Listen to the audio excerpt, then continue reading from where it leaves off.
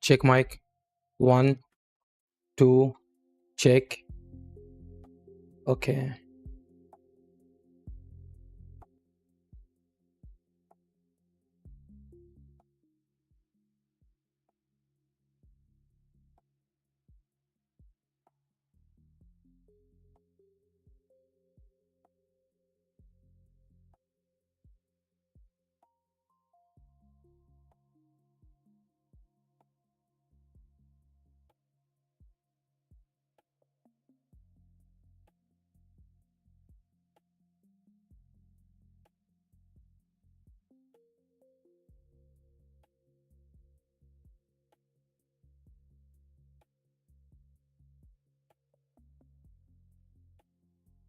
check mic.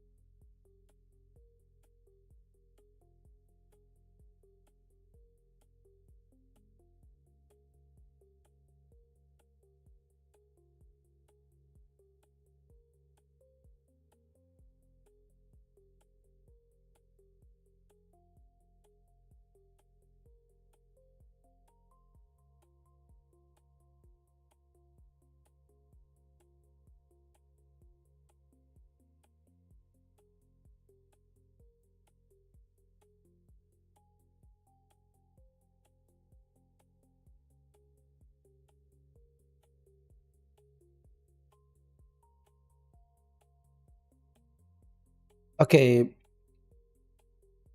بسم الله الرحمن الرحيم وبه نستعين. خلينا نجي نشوف وش اللي جالس يصير معانا في هذا اللحظة. اوكي،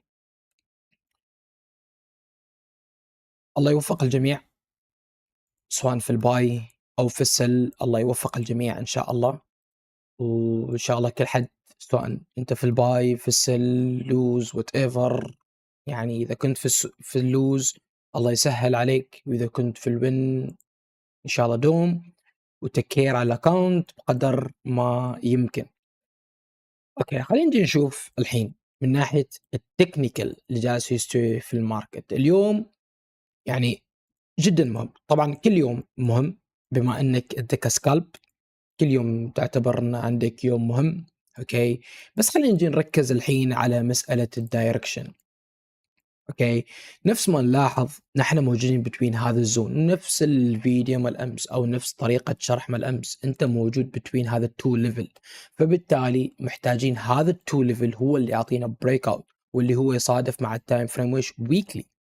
اوكي، ما نستغرب ان البرايز مثلا طبق واجد، اعرف ان يمكن في اسباب سياسيه اكثر ما هو تكنيكال، لكن نركز على الجانب الماركت. انت عندك هنا سبورت، سترونج سبورت. بعض الاحيان هنا في نقطه مهمه، بعض الاحيان تشوف يعني في هذا السبورت لكن ينكسر في شمعه واحده، بعض الاحيان يثبت، فبالتالي يعني في اب اند داون حتى في ناحيه السبورتات.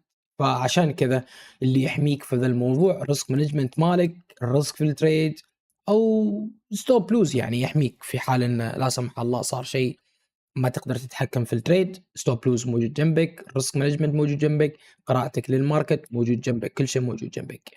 فبالتالي الحين نفس ما نلاحظ تايم فريم ديلي او ويكلي انت في الرينج. هل تتوقع ان ديلي اليوم يسوي لنا فليب؟ كل شيء ممكن. هل تتوقع ديلي من اليوم يكمل فوق؟ كل شيء ممكن.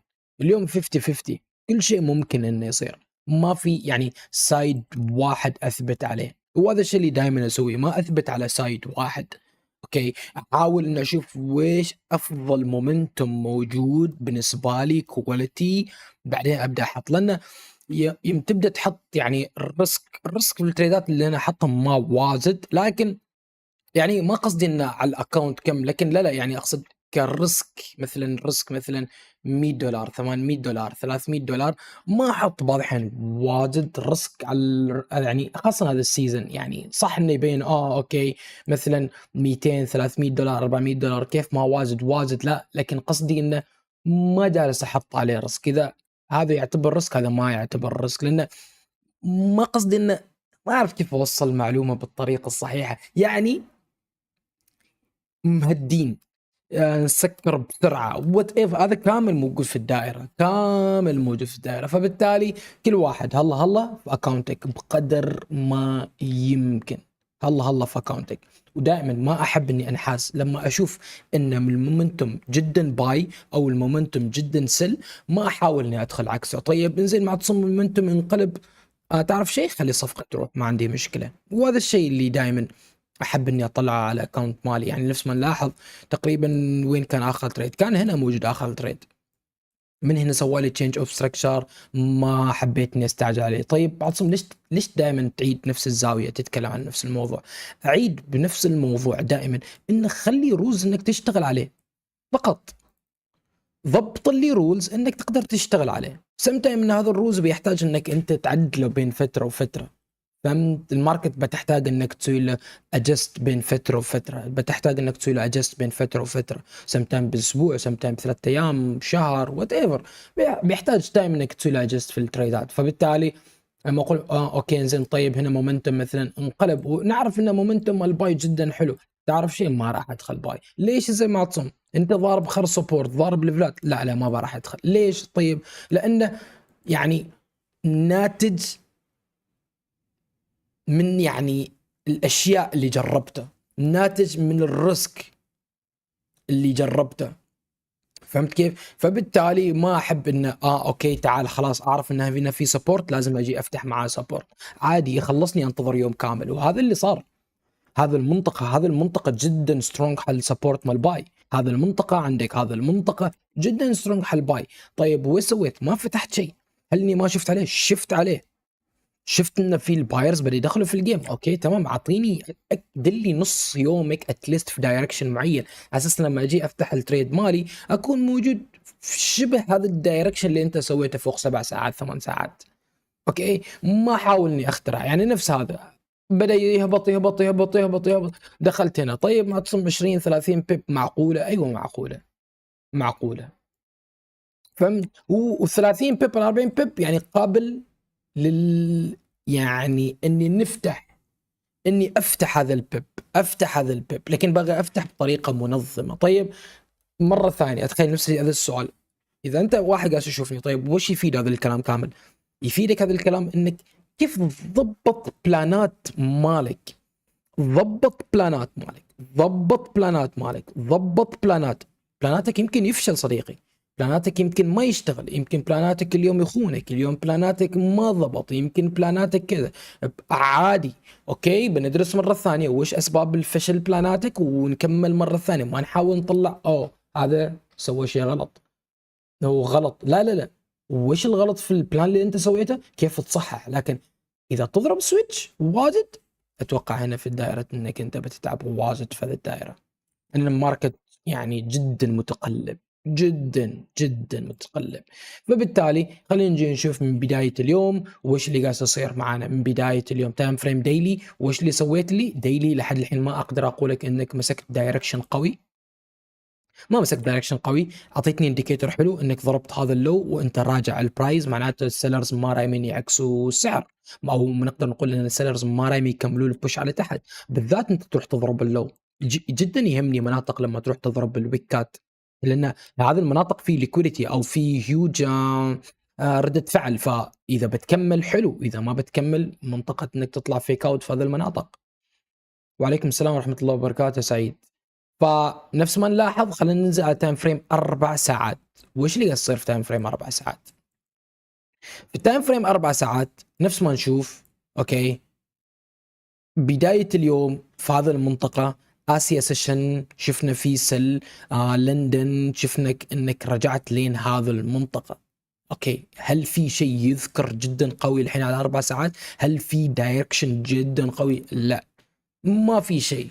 اللهم شمعة بولش وقف لحد هنا، اوكي ما في شيء يذكر. هذه الشمعة اوكي جدا ضعيفة، يعني ما في عليه هيوج سيل. في اخر الصورة الاوضح انه اوكي هذا البايرز جدا حلو، بس ما انه خلاص دن هو هذا الدايركشن. طيب معتصم لو انا باغي استهدف هذا البايرز من هنا، اوكي تستهدف هذا البايرز، شوف كيف راح نشوفه. ويمكن ما يمكن تختلف معي تتفق معي، لكن شوف النظرة كيف بنشوفه. نحن وش دائما نقول؟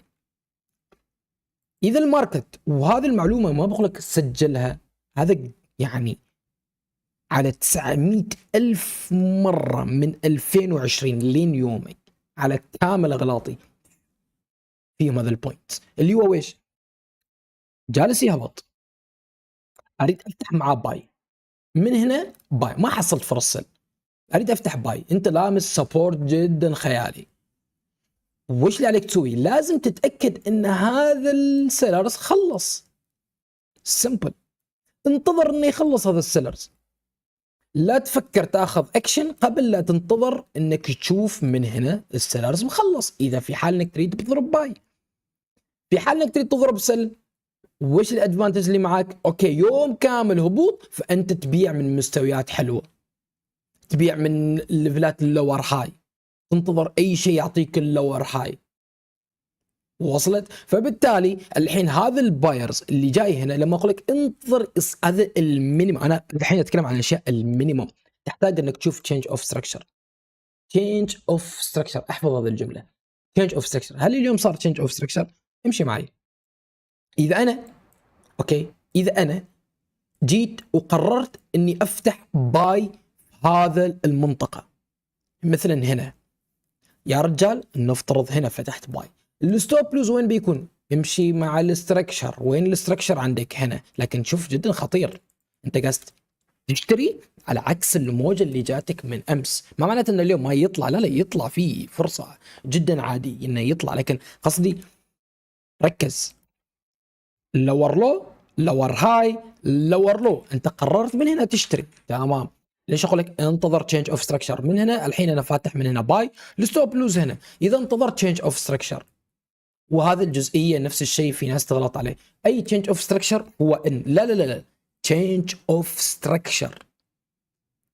تشينج اوف ستراكشر، كيف تشينج اوف ستراكشر؟ موجه مش على كندل. تعال نجي نشوف تايم فريم كم في 30 مينت. هل عندي تشينج اوف ستراكشر واضح؟ ما عندي تشينج اوف ستراكشر جدا واضح او حلو، لان عندي هذا الليفل، عندي هذا الليفل، اعطيتني بريك اوت من هذا الزون، يعني لحد هذا الزون اعطيتني بريك اوت، سويت لي هنا هاير لو. ما واضح التشينج اوف ستراكشر مالك او ما مغري؟ خلينا ننزل 15 مينت نشوف هل في شيء. ايوه في ال 15 مينت واضح في عندك تشينج اوف ستراكشر واضح. كيف يعني واضح؟ ركز معي وش اللي قاعد يصير.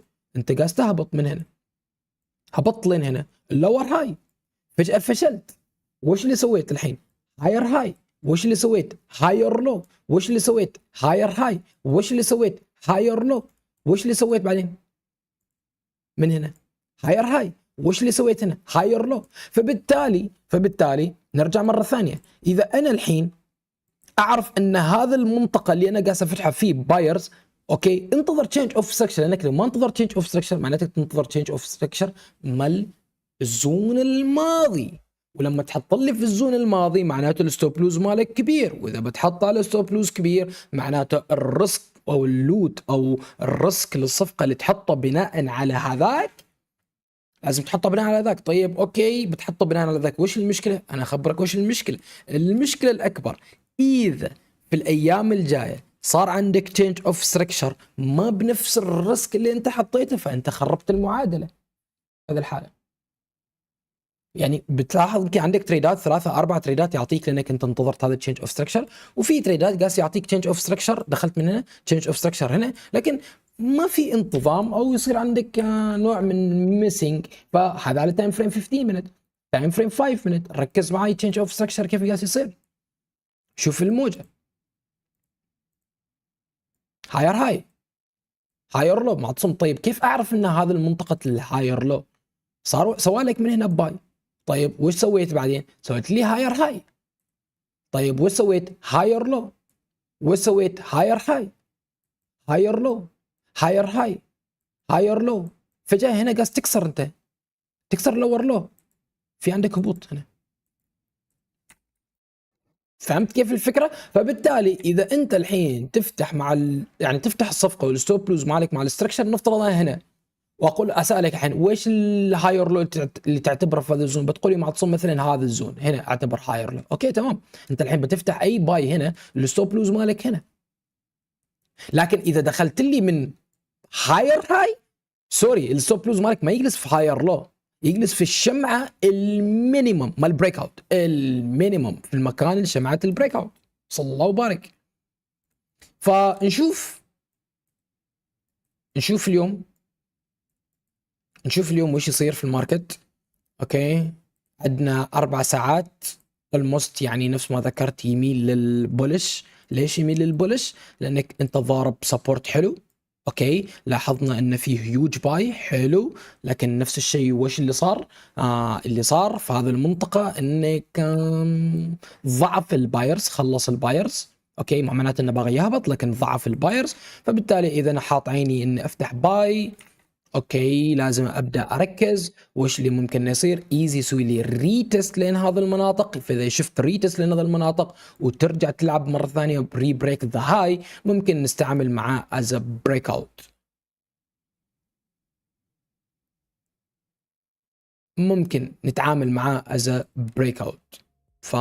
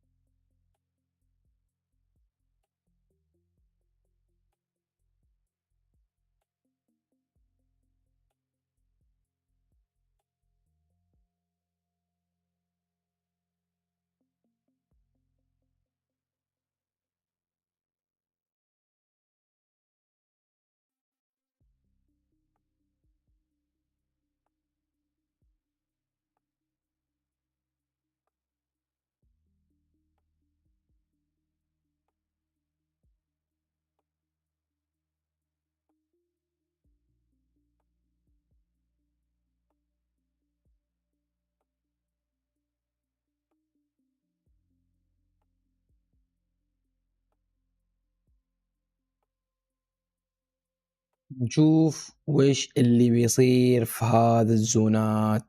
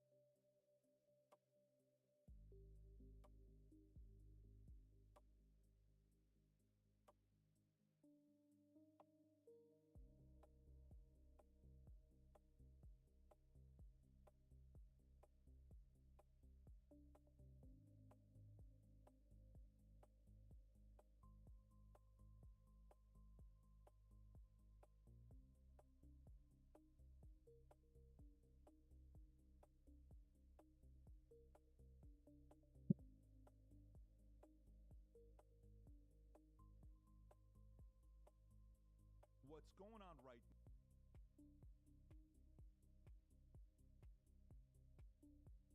Brothers.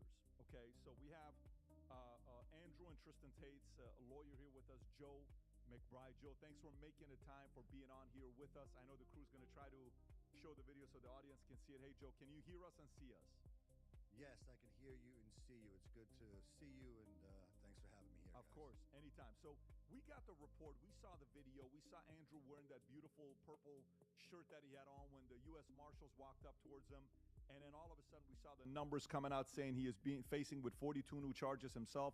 Tristan 17, 59 criminal charges. And we saw that. The question I wanted to ask you is for U.S. Marshals to come. We know Andrew some strong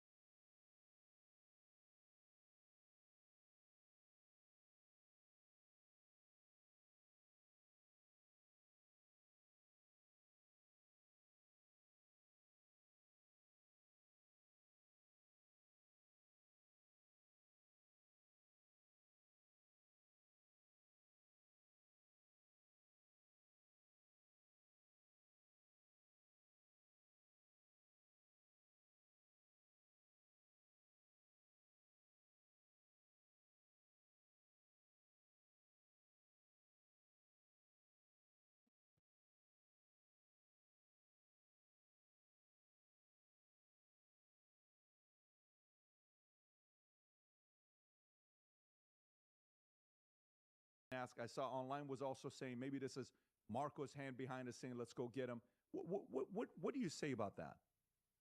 So I'm going to be real careful about what I say here, and I just want to tell you why. We have two sort of tracks here that are sequential and independent from each other. So there's the bail proceeding and the bond proceeding that we're going to litigate right here locally in Miami. We brought on a local team, Black and Serebnik, to help us with that. They're heavy hitters over here. And what I can say about that bail proceeding is very limited according to the local rules and according to the federal rules. But what I can say is that there's a subsequent approach to the executive branch where if that doesn't work out, the appellate process doesn't work out, we get to go لحظة. to the Secretary of State, who of course is Marco Rubio. So when you hear me talking about the politics, you hear me talking about this as a stitch-up job, you hear me talking about the unfairness of it, it's a witch hunt. They've beaten criminal charges all over the place, and they're taking them to the United Kingdom where they're not going to get a fair shake. That is First Amendment public advocacy, where it's politically protected speech on behalf of my clients to appeal to the executive for a subsequent process, not the current one. The current one has to play out. in order to me to make sure that if we get to that point where I need to advocate to the Secretary of State, I've already been doing it for a while. So anything I say now isn't me trying to interfere with what's happening locally. It's in anticipation of things. If they don't work out, we need to go to the next level. I am involved in the political process. I am involved in politics. I've been involved in D.C. for several years now. So we got lots of contacts, lots of relationships there. And this is what I'm hearing. Marco Rubio's got nothing to do with this. He's not behind it. He's not out to get them. There's nothing like that happening. My understanding, for what I've been told, that this is a DeSantis ploy, that Andrew and Tristan are being used to put Rubio and Trump in a very difficult situation. A very difficult situation. On one hand, if you extradite the brothers and if you let them go, you're going to lose a substantial part of your Gen Z base, the manosphere. It's going to be like when you watch Braveheart and he was betrayed at the Battle of Sterling and he had that horrific look on his face. I've been fighting these battles. I've been going to war for you, and you betray me at the most horrible time. Okay? On the other hand, right, we just have a process that needs to play out. And Rubio and Trump have been put in a difficult position, from what I've been told, specifically by the DeSantis, Uthmeier sort of group of people that are down here, because they hate each other. And they put Trump and they put Rubio in this difficult position because they don't like them, and they're trying to muddy up the approval ratings that you were just talking about, the midterms that are coming out, in the forthcoming 2028 election. Andrew and Tristan are pawns in a much higher political game right now. And I think as the process plays out, the world's going to be able to see the truth behind what I'm saying. Joe, I want to show a clip of the last time when Andrew was here. We're talking, and what Andrew, friendly words he had to say about DeSantis. Here was his small request he had for the governor. Go ahead. I'm an American, and I don't owe him shit. And when DeSantis stands up and apologizes to me, when the AG apologizes to me, I'll consider it. And Byron Donalds is a punk, too, because he sold out and went on the news and started talking shit, calling me a human trafficker. I've never been convicted. The point of America in general, the point of democracy, is innocent until proven guilty. If they get quizzed about me, if they stand up on the news and they say, what do you think of Andrew Tate? They have a very easy answer. We live in a democracy. It's innocent until proven guilty. I don't know the specifics of his case. What I know is he is not convicted. They don't have to sell out like punks. They don't have to start saying I'm not welcome here. If the senator or the governor tells me I'm not welcome here, you know what? Then fucking keep it. I'm not a beg. I'm not desperate. And I don't give a shit if Ron DeSantis likes how I live or not. To be honest, I don't care. I'm an American citizen. I came here. I've been convicted of no crimes. And for the same reason you won't live in Cali or Mamdami's New York, I can't live here until these clowns apologize. Pause it, right? I'm an American. Okay. So you see that. So those are the comments that were made. Now, when you hear that, we followed the Romania story where the charges were made, and then all of a sudden they couldn't leave. We were there when they couldn't leave. We were at their house in Romania, and then they could leave, and then they could travel. So everyone's like, wait a minute. I thought Romania, you had something. What are you doing now? And then now we hear these latest, if you can go back to that New York Post story you were just on a second ago, new charges include 19 for indecent images of a child and extreme porn. So it's almost as if they're reaching to find something, but the average individual is watching is saying, what the hell is going on here? Didn't something happen in Romania? What is the difference between the Romania charges and the one in UK?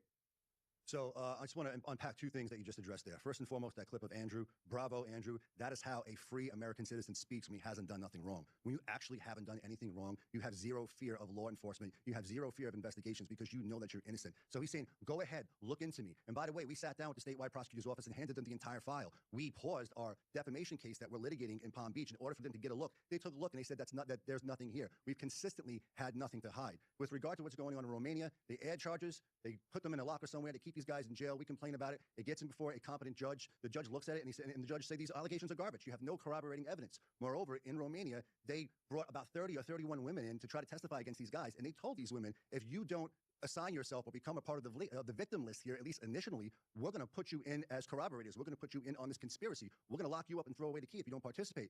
Once those women have been given the chance, they've all spoken out and said, this is bunk. It is garbage. It is a setup.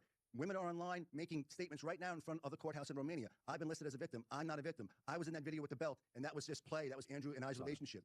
So we've been able to articulate to the court there and to the public that that case was built on fiction. It was built on nothing. So much so that we sued the wrongful accuser who initiated those charges out there in Palm Beach. And we've been litigating a case in Palm Beach for defamation for the past 3 years. That case is 6 months away from going to trial. If we go to trial and we win in that case, the narrative against them is over. It collapses. Everybody who's ever called them a sex trafficker, a rapist, a pornographer, all these things, it goes away because we're in front of a great judge there, Judge Joseph Curley, G. Joseph Curley. He's a former trial lawyer. He's on the law. He's not political. And we haven't even lost a material hearing there in 3 years. We're doing great. And I'm not overselling anything. That is a fact. So if we win there, the enemies of Tate, they all get defeated at one time. So this is a political chop-up job. This is a political kidnapping. They want to grab Andrew and Tristan, get them out of American jurisdiction into England and not Romania because they're being heard fairly over there now to make sure that the truth never sees the light of day. So they're repackaging the arguments, and now they're adding sexual images of a minor and all this salacious and defamatory stuff because these are the worst and most horrible things that you could ever say about a man. Sexual assault is the worst, but now you want to equivocate him to Epstein?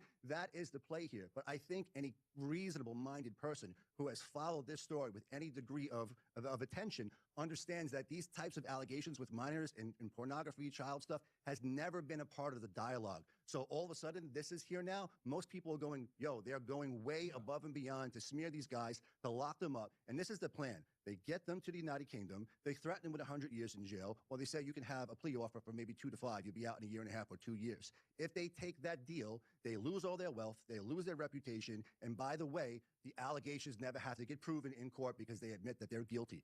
Governments force pleas from people all the time. That's what they want to do because they're losing the war of public opinion, and they're losing the war in every court where you have a competent judge who actually takes a look at the facts. And Joe, let me ask you, that was a great breakdown to know there. And the last thing as we're looking at this, and they're going through this whole situation you're talking about, how long are you guesstimating for this thing to take? How long are they going to be staying here, going back? What do you think that process is going to be? That's an important question, Pat, and I'm glad that you raised it. So typically it takes about 60 days. Right now, we went in front of the judge the other day, and we didn't even ask for them to get out. We just said, Judge, we'd like to have a private conversation with you, attorneys only, on the 27th of this month. The judge granted that order. We're going to have a scheduling order for a conference there where we will look at the briefing schedule going forward. We have a lot of good arguments. There are different things that the court needs to look at with regard to extradition, and the prong that we're going to be talking about is special circumstances. And we feel we have a meritorious case that we can prove to the judge that, hey, listen, one of the primary considerations here is a flight risk. Generally, flight risk is a speculative analysis. No need to speculate here. These guys have been on judicial release in Romania, traveling the world, going back once a month, and never missed a court appearance in their life. They're not a flight risk. These are guys who don't run. They step in and they lean into the process. If they don't get bond, and the presumption is against bond, but we believe that we have special circumstances where we can articulate to the court that bond is appropriate, especially because they have to litigate that case in Palm Beach. Yeah. But if we don't get bond, then the appellate process begins, and then the appeal to the executive begins. And once we have a habeas petition in, that could take at least a year. They typically take a year in Florida and everywhere else. So we'd be looking at anywhere between 60 days to a year to get this squared away, depending on how the bond issue shakes out. You know, it's amazing, Joe. I'll finish with this, is whether these allegations are true or not. It's their job to go prove it and your job to defend your client. That's what has to happen, right? But if 2 years ago we ran a poll on Tate's, whether people support our audience. So we'd be looking at anywhere between 60 days to a year to get this squared away, depending on how the bond issue shakes out. You know, it's amazing, Joe. I'll finish with this, is whether these allegations are true or not. It's their job to go prove it and your job to defend your client. That's what has to happen, right? But if 2 years ago we ran a poll on Tate's, whether people support our audience, people supported them or not, 80% would be on their side. The guys just ran a poll right now, and our audience, remember, this is a supportive audience. This is not like it's an audience you're in a different place. It's at 50-50. 50-50, they support them, 50 doesn't support them. So what does this mean? This means either these things are working against them, or it means that we got work to do to make sure, arguments are made for the audience to sit there and say they're innocent. I mean, but the audience is definitely speaking up. And it's not like it's an audience that hasn't seen their work multiple times here. I think we've probably hosted them more than anybody else has on their show. And we've had a lot of great conversations together. But something to think about, to see where the audience is at as these stories are of course, now it's going to get back into the news cycle. But we're going to be talking about this on a regular basis. To me, UK has no credibility because when you have 250,000 people that have been raped, girls, that have been raped, and we know the percentage of 87% of them being these Pakistani rape gangs, and you do nothing about that, and the first Muslim that you pretty much go after is Andrew Tate, which becomes comical. You go after him, but not all the other. They lose credibility. They lose credibility there. But there is a percentage of the conservative camp in America that's sitting there saying, look, I don't know. I feel like there's something going on here, Vinny. And just really quick, Joe. So he did a podcast, Andrew Tate recently. I forgot the individual. Jake Neal, 3-hour podcast. Jack Neal, I'm sorry. Yeah. Explaining that they're coming for him. He kept the secret until something happened to him, and then this happened to him. On the podcast, he said something along the lines that he rejected a $50 million offer to drop everything from, the powers that be and go away. So my only question is, he's getting offered this stuff. Did he know that this was going to happen? Did he have any inclination that this was going to go down? Because, why do an emergency podcast if nothing is going to go wrong? It's almost as if he knew something was coming. So anytime you reject that offer, you know something is going to come at some point. He rejected that offer, I want to say somewhere around 2022, 2023, probably 2022. And he had several of them. Mm-hmm. That's a fact. That's the truth. When you reject that offer, it's only a matter of time before they come. And they started coming, and they're going to keep coming until they get what they want. They did it to Trump. They're doing it to Tate. And to your viewers, with all due respect, because I admire you and I appreciate your concern, listen to what we are saying. When I first started litigating the January 6 cases, I was the only lawyer who stepped up and spoke out and said, hey, what's going on here is wrong. There are a lot of problems with these cases. These guys are being held in solitary confinement for months and years at a time. Eventually, there's problems with what happened at the Capitol. There's more than meets the eye. The media is working, especially the leftist media, and certainly at some point Fox News, hand in glove with the Department of Justice to proffer a selective narrative to the entire facility. And if you're a CO ticket holder, I'll give you for your time. The key to stop. Look no further than the president that you currently have in power. Andrew has over 150 or maybe 165,000 people enrolled in his real-world college. That is an army of millions of those men, of those boys are right here in America. That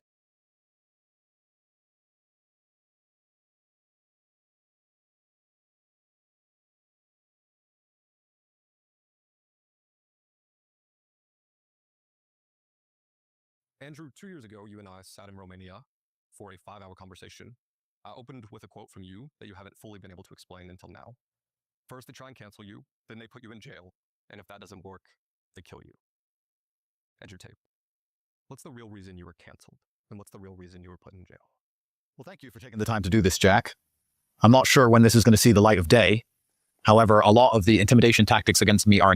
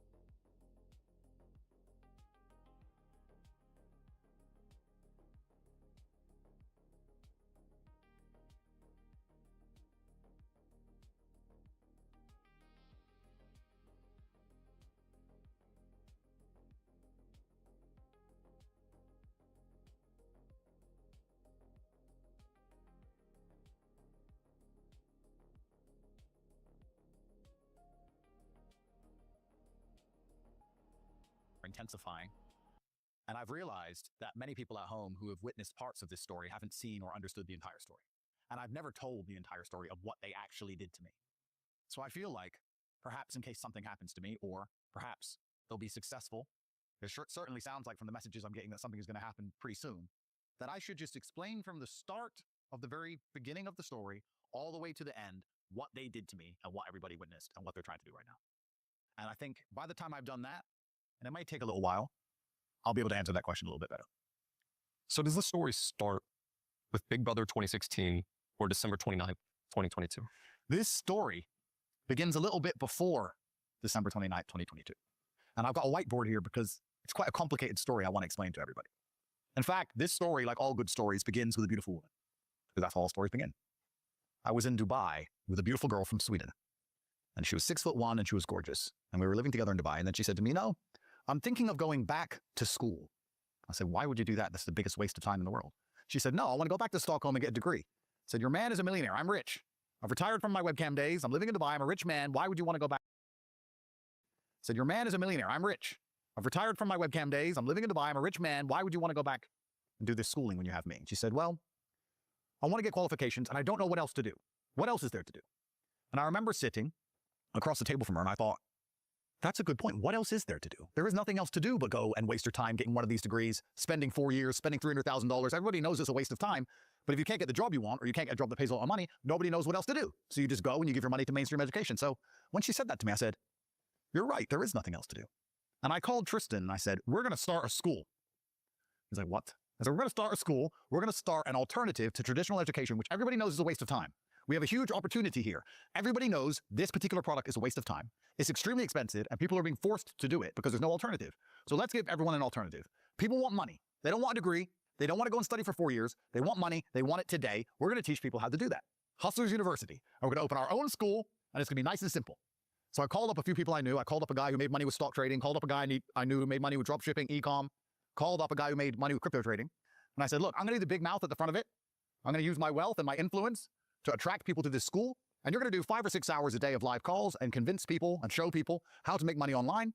We're going to get a Discord server. We're going to attach a Stripe account, nice and easy, monthly subscriptions, split it all up. It's going to be nice and easy. They're all like, yeah, we'll try it, see how it goes. Turns out, because I'm a genius, it was very successful. Within the first week, we had 25,000 paying students. 25,000 students paying $50 a month in a week. We now have a real business. You know, it's kind of interesting. We're here in Los Angeles right now, and I asked you to do this podcast. And while we're here, it's the Milken Conference. And I'm talking to a lot of people who own these fintech companies, these ed tech companies.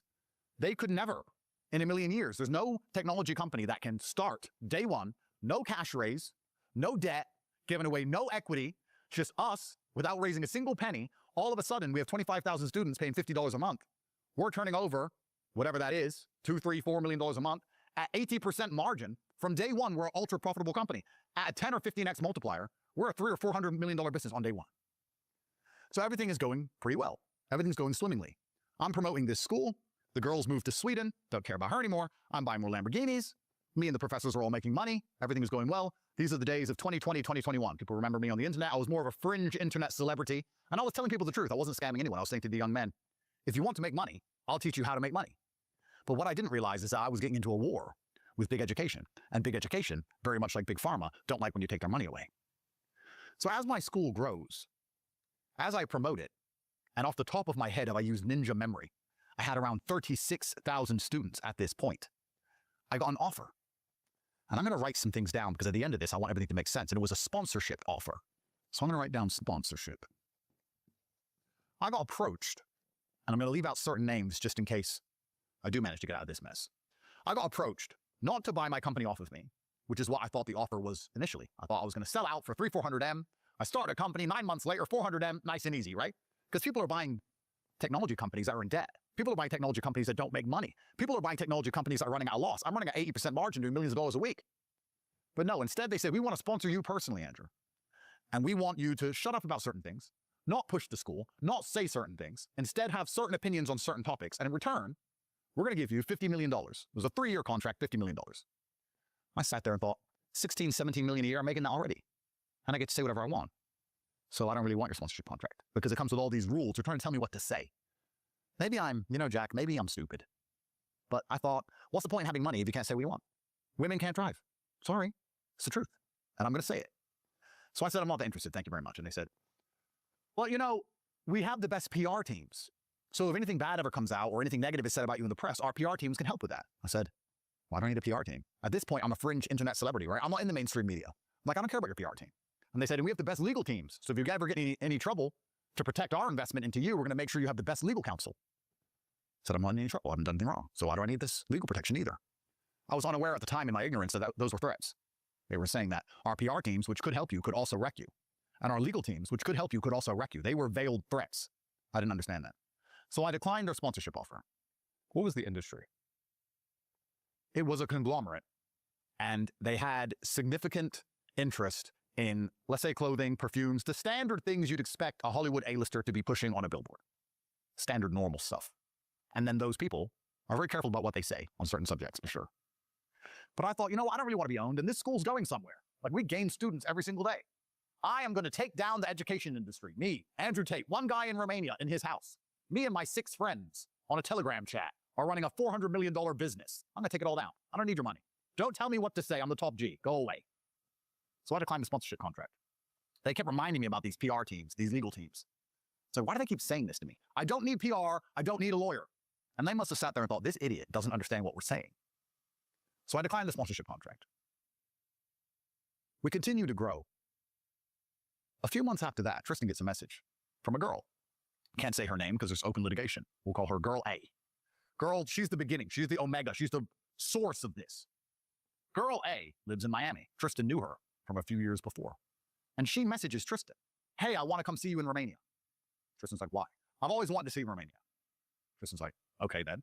And sends her a picture of his debit card and said, see you soon.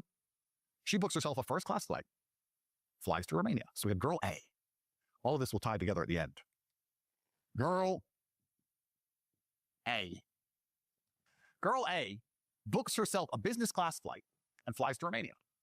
Now, the interesting thing about Girl A, who subsequently destroyed my life, I only said hello to her twice.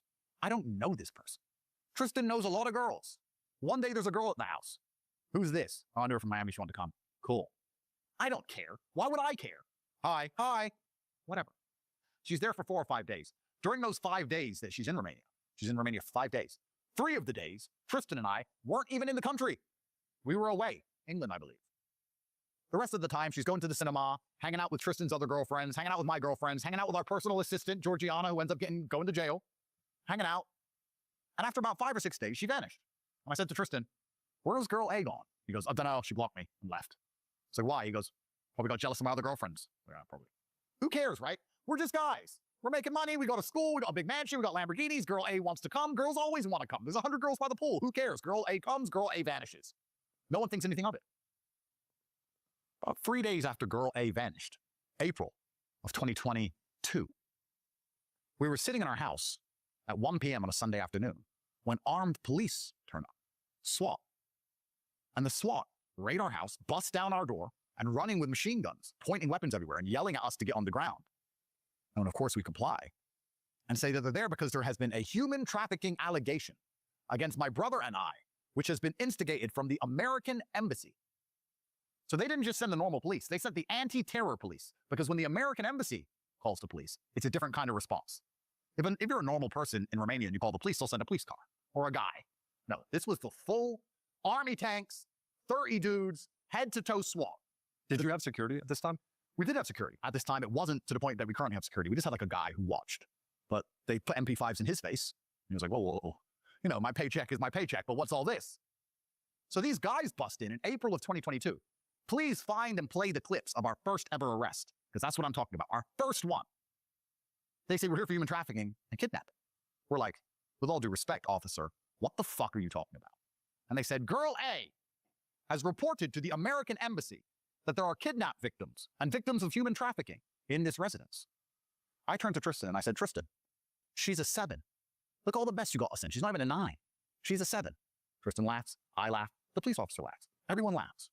They look around the house. The house was completely empty. It was just Tristan and I there. No victims. We'd had no friends there, no girls, no one's there.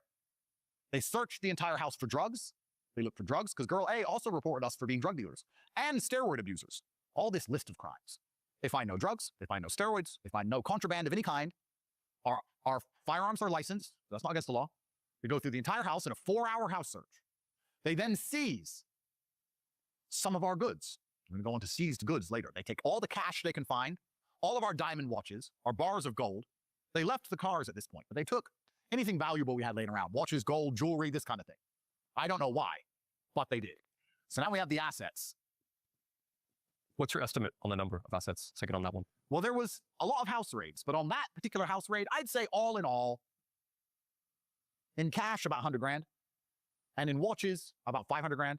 So about 600 grand of assets in the first raid. But no bank accounts, no crypto exchanges, no cars, just things they had laying around the house. I explained why they had to do that. They said it's protocol in Romania, in case these proven to be proceeds of crime. It's like crime. There's not even a girl in this house. Who have I kidnapped? They're like, yeah, you know, we're just responding to the American embassy. We don't know what's going on. You don't know what's going on. We're just the muscle. You have to go talk to the detective. The detective's in the office at Decot. It's like, who the fuck are Decot? Never heard of Decot before. Turns out they'd be my best friends later on. He goes, yeah, there's a guy at decall office waiting for you. We just have to come here, search for victims, take the money. We're the muscle. So after searching our entire house for 5 or 6 hours, the media is now outside at this point, so there will be video of this. They put us in cars.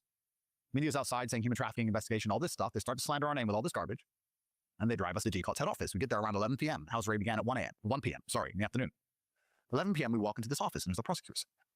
We sit down. The prosecutor says, why did this girl say there was girls kidnapped in your house? And I said, brother, I haven't got a fucking clue. I only said hello to her twice. Ask Tristan. It's Tristan's girlfriend. I don't know. And then the prosecutor goes, well, Tristan should have bought her a handbag, and laughed. And then I laughed, and we all laughed. And I was like, American girls are crazy, bro. Me too. This crap happens. Maybe in Romania, it's not a big thing, but in America, happens all the time. These girls are nuts. They just make stuff up.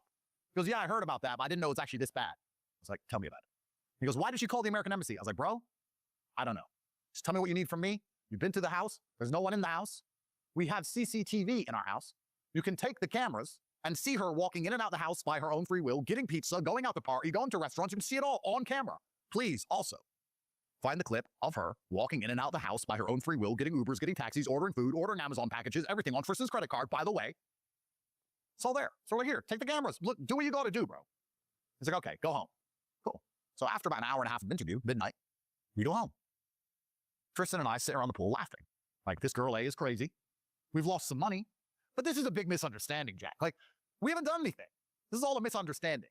Let's just get back to what we do best, which is focus on promoting our school. Right? So we're on our emergency meeting podcast. We're traveling the world at that point. We have no restrictions of any kind. We're promoting our school. We're going to France. We're going to Italy. We see Dan Bilzerian in France. We're traveling around. We're doing all this stuff. We're having a great time. We're on yachts in Croatia. We're doing all this crazy stuff. And then one day, I call my lawyer and I say, they raided our house in April. It's like July now. Why is that case not closed? And he goes, this is Romania. Everything takes forever. It's a slow system. They're probably going through the CCTV. I was like, yeah, but this is so open and shut. My lawyer's called Alin. I'm like, Alin, this is so open and shut. What could they possibly be doing? He goes, yeah, it's Romania. They probably have to go through all the hours of footage. It's going to take a while. Don't sweat it.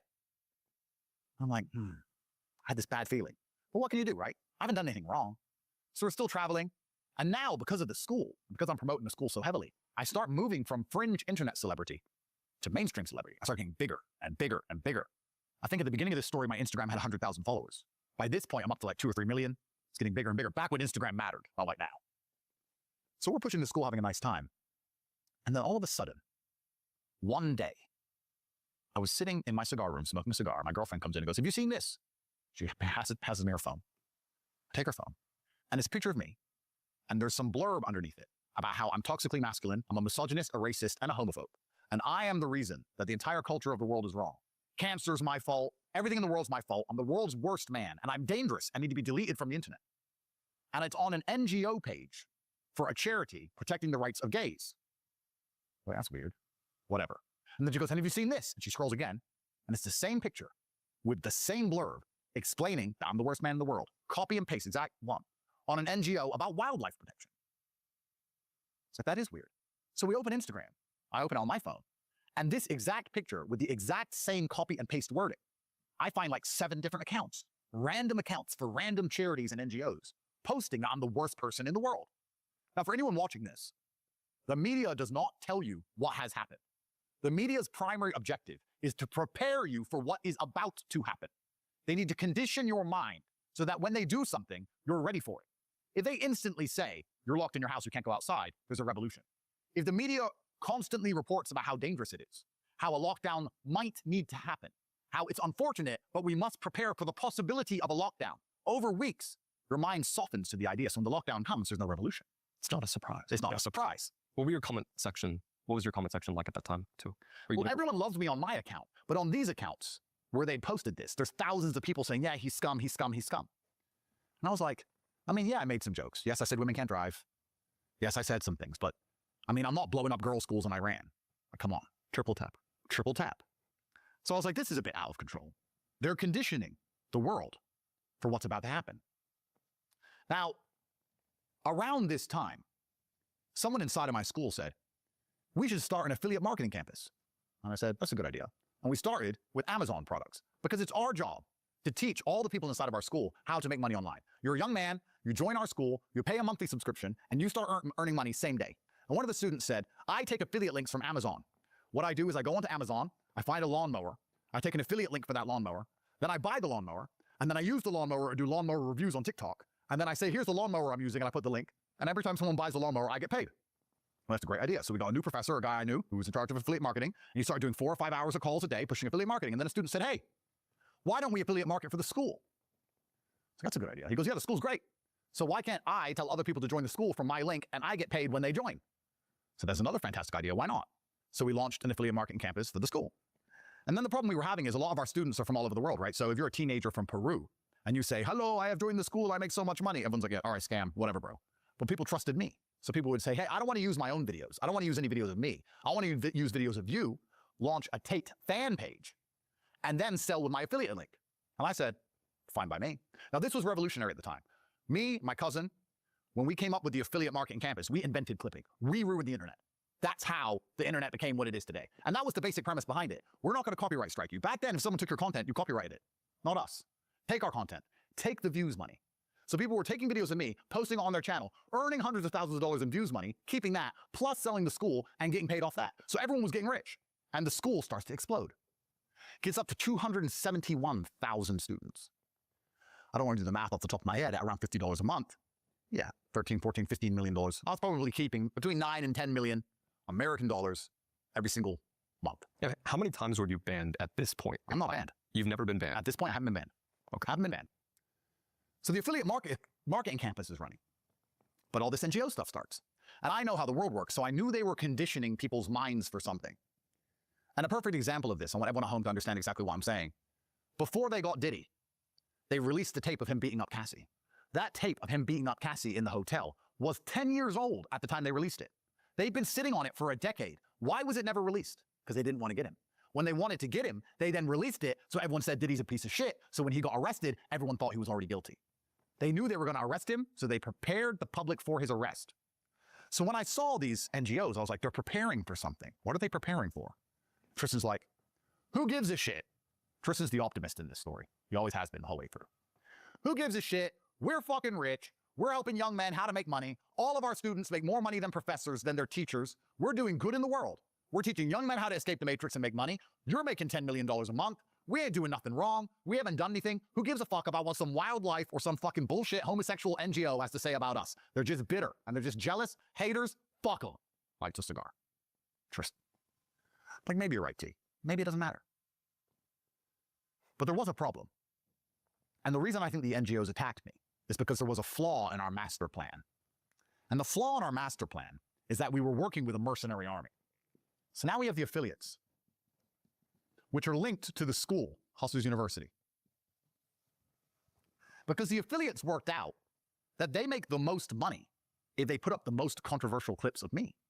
Because if you put up the clip, not the whole clip, where I say in bed that if a girl picks up a machete and tries to attack me, I will take the machete off her, put it in her face and say, shut up, bitch. No, not the whole clip. They take the last part, put a machete in a girl's face and say, shut up, bitch. Only that part. And post that, because that gets the most engagement. That goes the most viral. They get the most sales. And they're mercenaries. They're in it for the money, these students. So in many ways, they're making me look bad. And I say to Tristan, students are making me look kind of bad here, the way they're putting all this stuff out. And Tristan's like, who gives a shit? You're cool. We're making $10 million a month. Who gives a fuck? Bad guy, good guy, what does it matter? So when all of this is going on, the NGOs pop up. And from then on out, from that exact moment, Jack, I knew I was fucked. I just knew I was fucked. I didn't know exactly what was going to happen. This is in August of 2022. 3 days later, I wake up, and my girlfriend wakes me up next to me. Andrew! I'm like, whoa, what? Look at this. Gives me her phone, and there's a BBC News article. Andrew Tate, misogynistic influencer, is banned from social media for being a dangerous person. Back then, now bans are a common thing. Everyone's desensitized to it. Back then, the only people who had been blanket banned on the internet were Alex Jones, Nick Fuentes. I was number 3. And I was bigger than them. And by this point, I had become, in 2022, because of the affiliate army, the most Googled man on the planet. My mercenary army grew to 28,000 fan pages, posting endless Tate content. Do you remember the days where you couldn't get rid of me? You You couldn't get rid of me from the algo. I was TikTok, I was Instagram, I was everywhere. 28,000 kids posting me all day, every day. We built an interactive library of everything I'd ever made. It was all transcribed. So when you went into the interactive library, you'd type Bugatti, every Bugatti clip would come up. You'd type heartbreak. Every time I'd ever said heartbreak in any video, because they were transcribed, it would come up. You could make lifestyle edits, and they'd take it all and they'd post it, post. And if their account got banned, because they're from Peru and they're making $300 a day affiliate, they're not going to go get a job for $300 a month. They just make a new one. Like a virus, like Agent Smith in the Matrix, like ants. You can't kill them. And they're just out there posting. And then they realize they make the most money if they post my most controversial stuff. And my most controversial stuff is out there by 28,000 fan accounts posting 4 or 5 times an hour. And the entire algorithm is mine. And this may be the most Googled man on planet Earth. My school's now at 300,000 students. $15 million turnover a month. 15 million times 12 is 15 times 10, 150, plus the 30 is 180 million turnover at 80% margin. A 10x multiply, which is pretty simple for an ed tech business, especially with a margin like mine. $1 billion business. 1.2 billion. 9 months old. Me and 6 dudes in the Telegram chat. I'm a billionaire. And I open up this BBC article on my girlfriend's phone, and it said that my views have become so destructive, and I'm doing so much damage to the planet and to the consciousness of young men that I had to be removed from all social media. This was on her phone. I was like, well, that's inconvenient that they deleted me everywhere. I was like, let me have a coffee. So I put the phone down. I went to get coffee. And as I was walking to get coffee, I opened up my phone. When I opened my phone, it said, your Apple ID is signed out. Well, that's weird. Okay. Went to click Twitter. Your Twitter's signed out. Clicked WhatsApp. Your WhatsApp's been deleted. Clicked Instagram. Of course, signed out. Clicked Gmail. Signed out. They pressed a button, Jack, and wiped every single thing from my phone.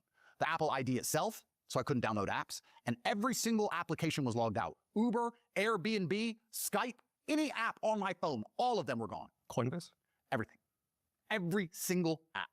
All of my bank accounts, Coinbase. I had an NatWest and a HSBC bank in England. They seized all that money. Talk about that soon. Everything was frozen. Everything was gone. My entire phone just became a brick. And I called a friend of mine from my girlfriend's phone. I said, how the fuck can they do this? And he said, they put you on a terror watch list. They can only do that if you're on a terror watch list. And I was like, surely not terror. The fuck? I'll call you back.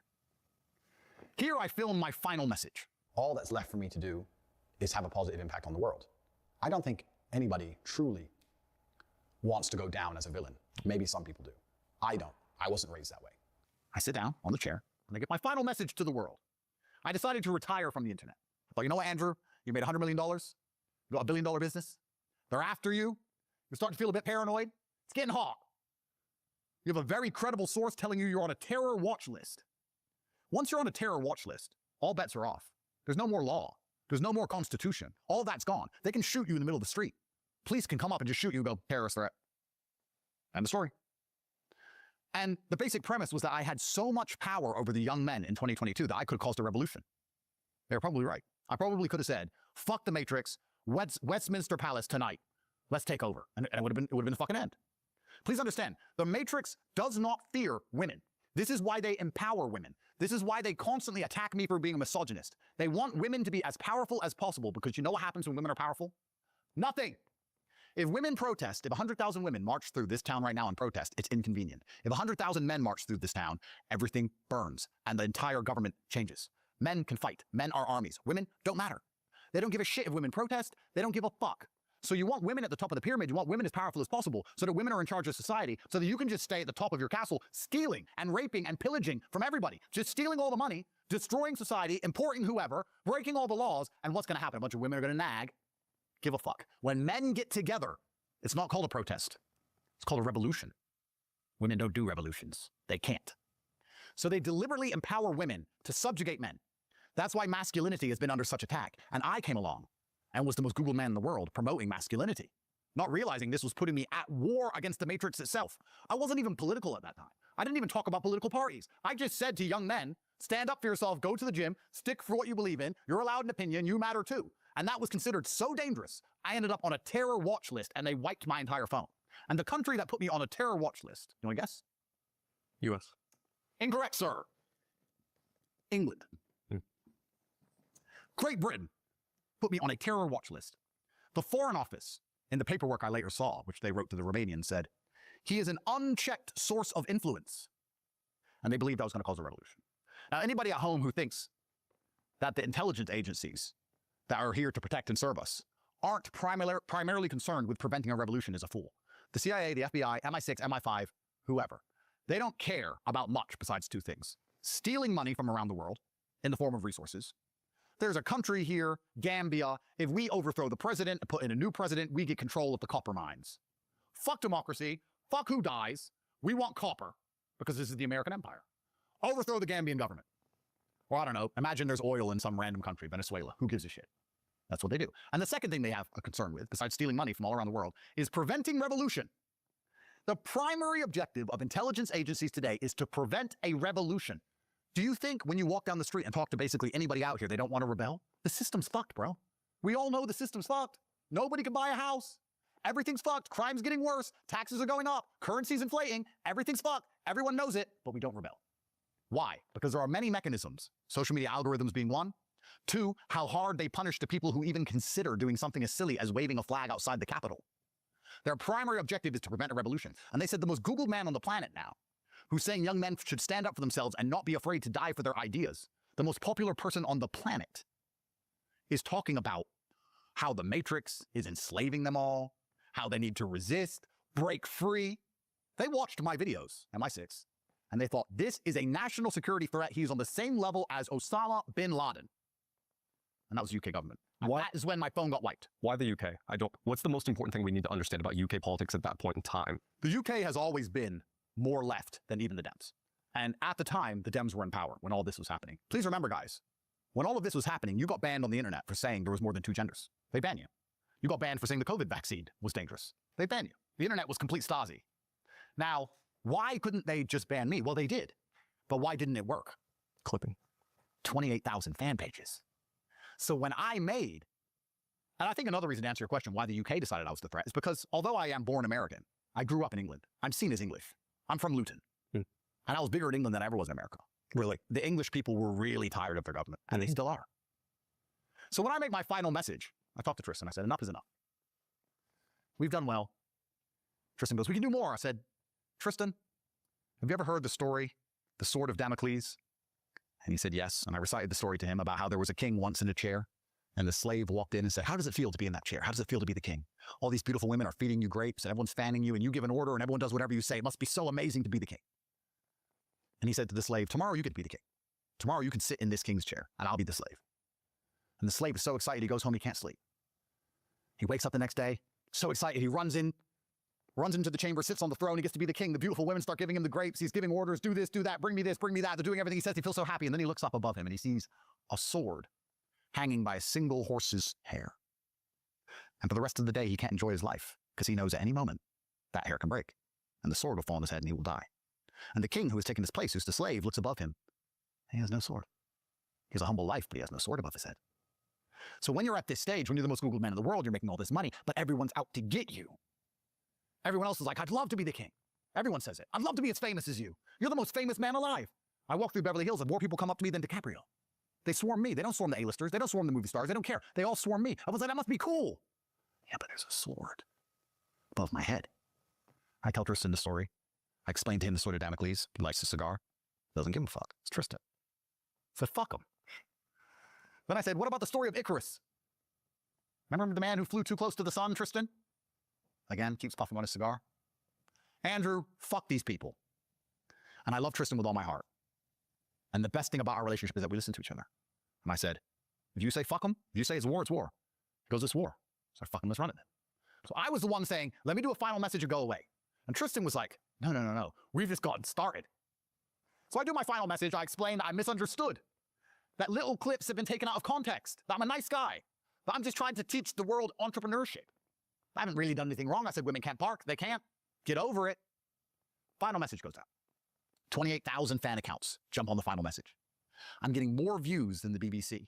And for the first time in history, they banned someone and he got bigger. When they banned Alex Jones, he went away. When they banned Nick Fuentes, he disappeared to the corners of the internet, the fringe corners of the internet. But when they banned me, I got bigger. I didn't get smaller. I got bigger. And you get 3 lives per your question. First, they try and shut you up. Second, they try and put you in jail. Third, they try and kill you. So when I noticed I was getting bigger and my school's getting more and more and more students, I'm making millions of dollars a day, Jack. I'd go to sleep and wake up with $2 million new dollars. It was ridiculous. I said to Tristan, something's going to happen. We have to get out of here. The day I said that to him, we were sitting around talking about it, and by coincidence, by providence, I do like to believe that perhaps I live in the Truman Show. A man comes to my house, a Romanian guy. I'm not going to say names. I need to talk to you. I said, brother, I'm busy. Not today. I said, it's important. He's an important man in Romania. So okay, comes, we sit down in my secure room, and he said, you need to buy some land. I'm like, bro, what? He goes, you need to buy some land. He gets out this map, and he goes, there's some land here. It's $7 million, and you should buy it. And I said, why should I buy it? This is 2 hours by dirt bike to reach this land. It's not even near a road. There's no electricity. There's no water. I can't build anything here. I'm going to have to get an ATV and drive all day to even reach this land. It's in the middle of the Carpathians. What do I want to do with this? So my dad was given it after the fall of communism, and he wants to sell it for $7 million. You should buy it. And I said, well, I don't have time. I don't want it. He said, you're going to need the friends. I said, why am I going to need the friends? I have friends in Romania. Well, I'm incriminating myself. I have friends. He said, there's a lot of conversation about you in Romania, in the power structures right now, and I think you're going to need the friends. And my stupid ass, even though I knew it was a shakedown, thought it was about all the news coverage of my deletion. I was like, well, the BBC is saying I'm a horrible person and I live in Romania and they deleted me from social media and now my final message has gone out and it's on 28,000 fan accounts and I'm the talk of the town and all this is going on. So of course some high-level Romanians have fucking spoke some shit about me and now they're trying to shake me down. This is all gay. I'm like, bro, I'll let you know. I'll get back to you in a few days. He left and I said to Tristan, let's get the fuck out of here. Let's just go. He goes, where? I said, Dubai. Dubai's a pretty stable place. You don't get shot by accident in Dubai. I was like, Tristan, I know you're saying fuck them. I can feel the heat. Something's going on. Let's just go to Dubai a little while. He goes, fuck it. Let's go to Dubai. I don't give a shit. Let's go. Cool. Big private jet. All the girlfriends on the jet. All the babies. All the baby mamas. 30 women. Fucking me, Tristan. Like a easy jet flight full of chicks. We go to Dubai. Go to some big, beautiful house. Put the clips in of that house with the Bugatti outside. Georgiana's with us. She's driving the Bugatti outside that big, beautiful house in Emirates Hills. $250,000 a week. Chump change. We're rich. 250 grand a week in rent. Shisha, having a great time. Did my first podcast with the Nelk Boys and Bradley Martin in that house. Zuby, I did a podcast with Zuby. And during all these podcasts, I could feel the heat. Rob Moore, my first Rob Moore, when I was in Dubai, I'm the biggest thing in the world. Everyone's saying, can we do a podcast? Can we do a podcast? I'm like, yeah, sure. Everyone's flying to Dubai to talk to me. And I'm saying in all these podcasts, you get 3 lives. And if they ever try and put me in jail for something I didn't do, I hope everyone at home is smart enough to understand it is a setup. I said that verbatim. Please play the clips of me saying that verbatim on repeat in Dubai after all of this has happened. After about a month in Dubai, I'm sitting there and I'm like, Tristan, I still feel uneasy. And he goes, why? We've made it. And I remember him. I remember the gesture. He goes, we've made it, and does this. And he gestures his hand over at a pool behind our $45 million house filled with women. We made it, bro. And I was like, 35 years old. I had like $30 million maybe. Now I've got hundreds of millions of dollars, which I've made inside of a single year. You can't just make it like that. Life can't be that easy. It was a fucking few of my friends. And me, teaching people, it wasn't a scam. The reason it worked is because it worked. If it was a scam, it never would have took off. It took off because we were teaching kids to actually make money. Everyone's making money. I'm the most popular man on the planet. Everyone loves me. I'm top G. I'm famous. I've got hundreds of millions of dollars. I've got this big house in Dubai. I've got beautiful women. I've got kids, everything. I'm like, have I won? She's like, yeah, we won. It's over. We won. Like, it can't be that easy. He goes, I think we won. So we're in Dubai for about 2 or 3 months. I'm doing viral clips. I did the clips with Aiden. Aiden came out there, did the podcast with Aiden where I had the robe on and he's sitting there and I'm doing all these things. We're in Dubai. And then one day we get a phone call from Piers Morgan's team. You're a cultural force and we want to talk to you. I was like, Tristan, see, I told you, here's the setup. I told you they want us to go to England. They're going to arrest us. We're on a terror watch list in England.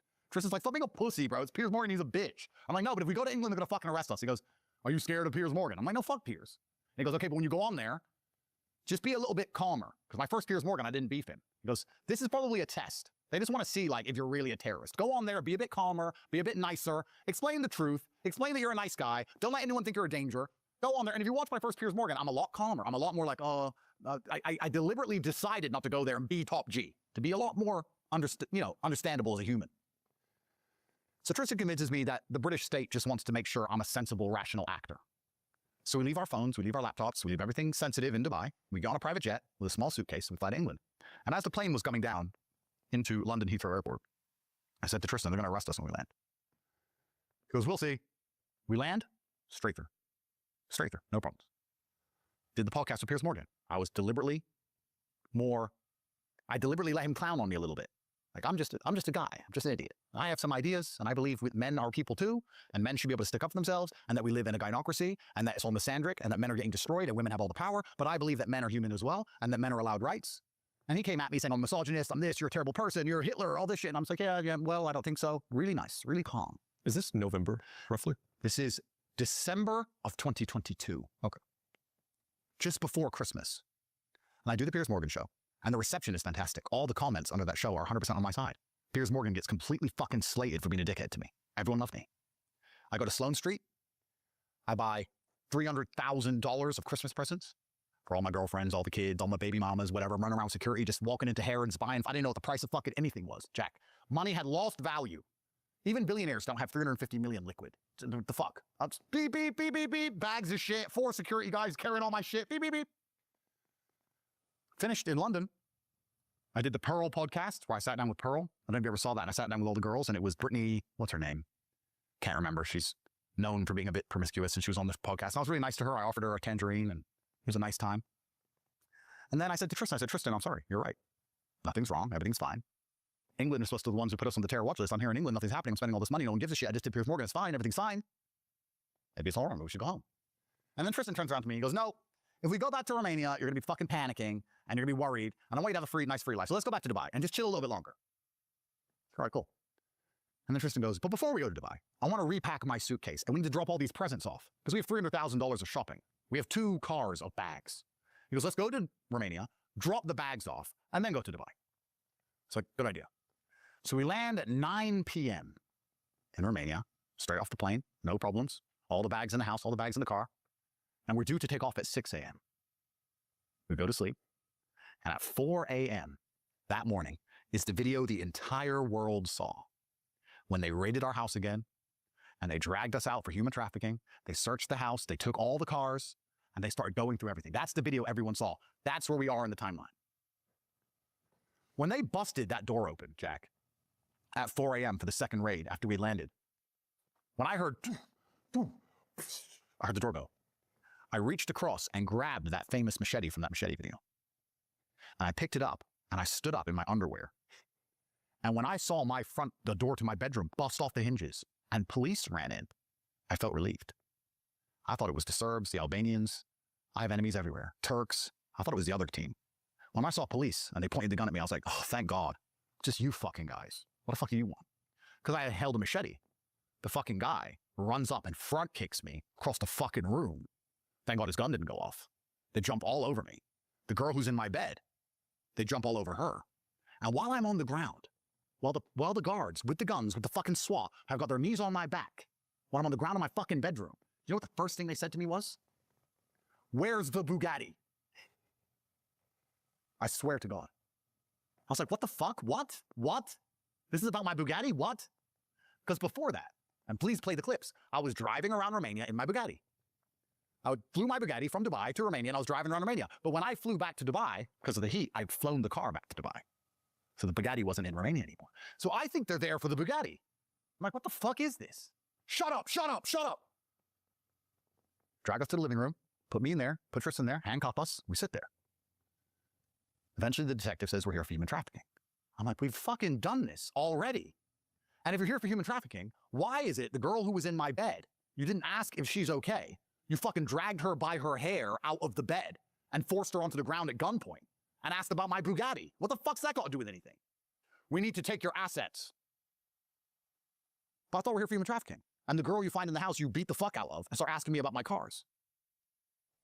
They start to go through the entire house. This time they take the car keys. All our banks accounts and all our crypto exchanges have already been deleted. Everything been deleted back in the UK terror list. Assets. So they take all the cars. This is famous. Find the clips. All the cars on trucks. All the watches they took, which was about 600 grand. I had bought again because I had so much money. And they took them again. And I remember when they were searching the house, I had a big safe. You know, Jack, I am part black. So sometimes we do silly things like show off. And I had a safe with bulletproof glass at the front. So you could see all my nice things. You could see all the watches, see the piles of cash, see the gold. You could see it all. And the police were like, open the safe. So I don't have to open the safe. They said, you don't have to, but you're going to jail. And we are going to get in. So if it takes us a year to get in, we'll just tell the judge not to let you out of jail because we haven't been in your safe yet. I was like, you fucking cunt. I asked my lawyer. I look at my lawyer's like, so what they're going to do? Decide to open the safe, bro. What are you going to do? Open the safe. They got the fucking guns. They robbed me, take all my shit, take all my stuff. It's taking everything. They took the house itself, the deeds for the house, they took that. And during this seizure, I believe it was reported in the media, they took around 15 million American dollars of cars, houses, land, companies I had in Romania, all these things. They seized everything. And after this house search of looking for drugs, looking for steroids, all again, and the whole time I'm saying to the guys, what the fuck is going on? We've already done this, guys. She's a liar. We know she's a liar. We've already done this. We've been through the whole house. What's going on? They said the same thing as last time. You have to go to the decal office and talk to the prosecutor. I'm like, is it the same guy? They're like, you'll see. And at this point, in my optimism, I must be stupid. I'm sitting there going, this must be a mistake. This is just Romania. That prosecutor is probably retired, and this file ended up on someone else's desk, and they're just doing it all wrong. I'm going to go there and explain that she's a liar and that we were all laughing. We should have bought her handbags, and ha, ha, ha. And last time I went to the decal office, I went home straight away. So surely this is just the same bullshit. So I walk out of my house. They throw me in the police car in front of the media. I remember when they said, it's time to go, we searched the house. I said, can you bring the police car inside the gate and I'll get in there? They're like, no.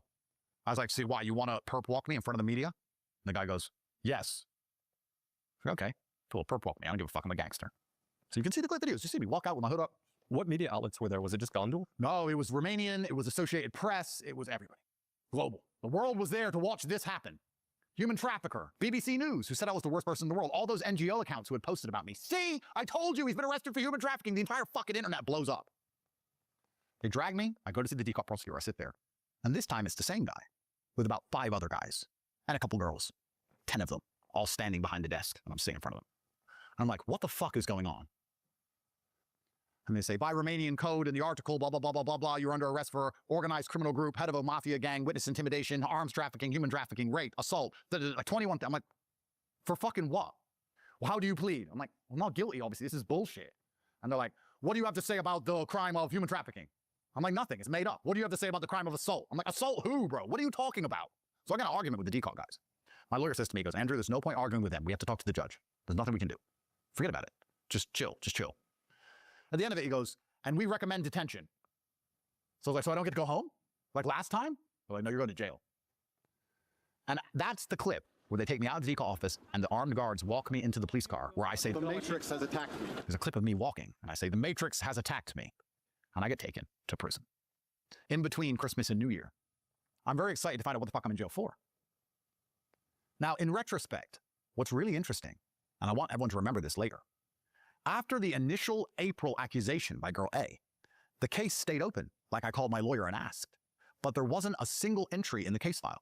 It was open on his desk without a single entry in the case file. And then warrants for surveillance started being added to the case file to spy on us. The exact same day I was deleted.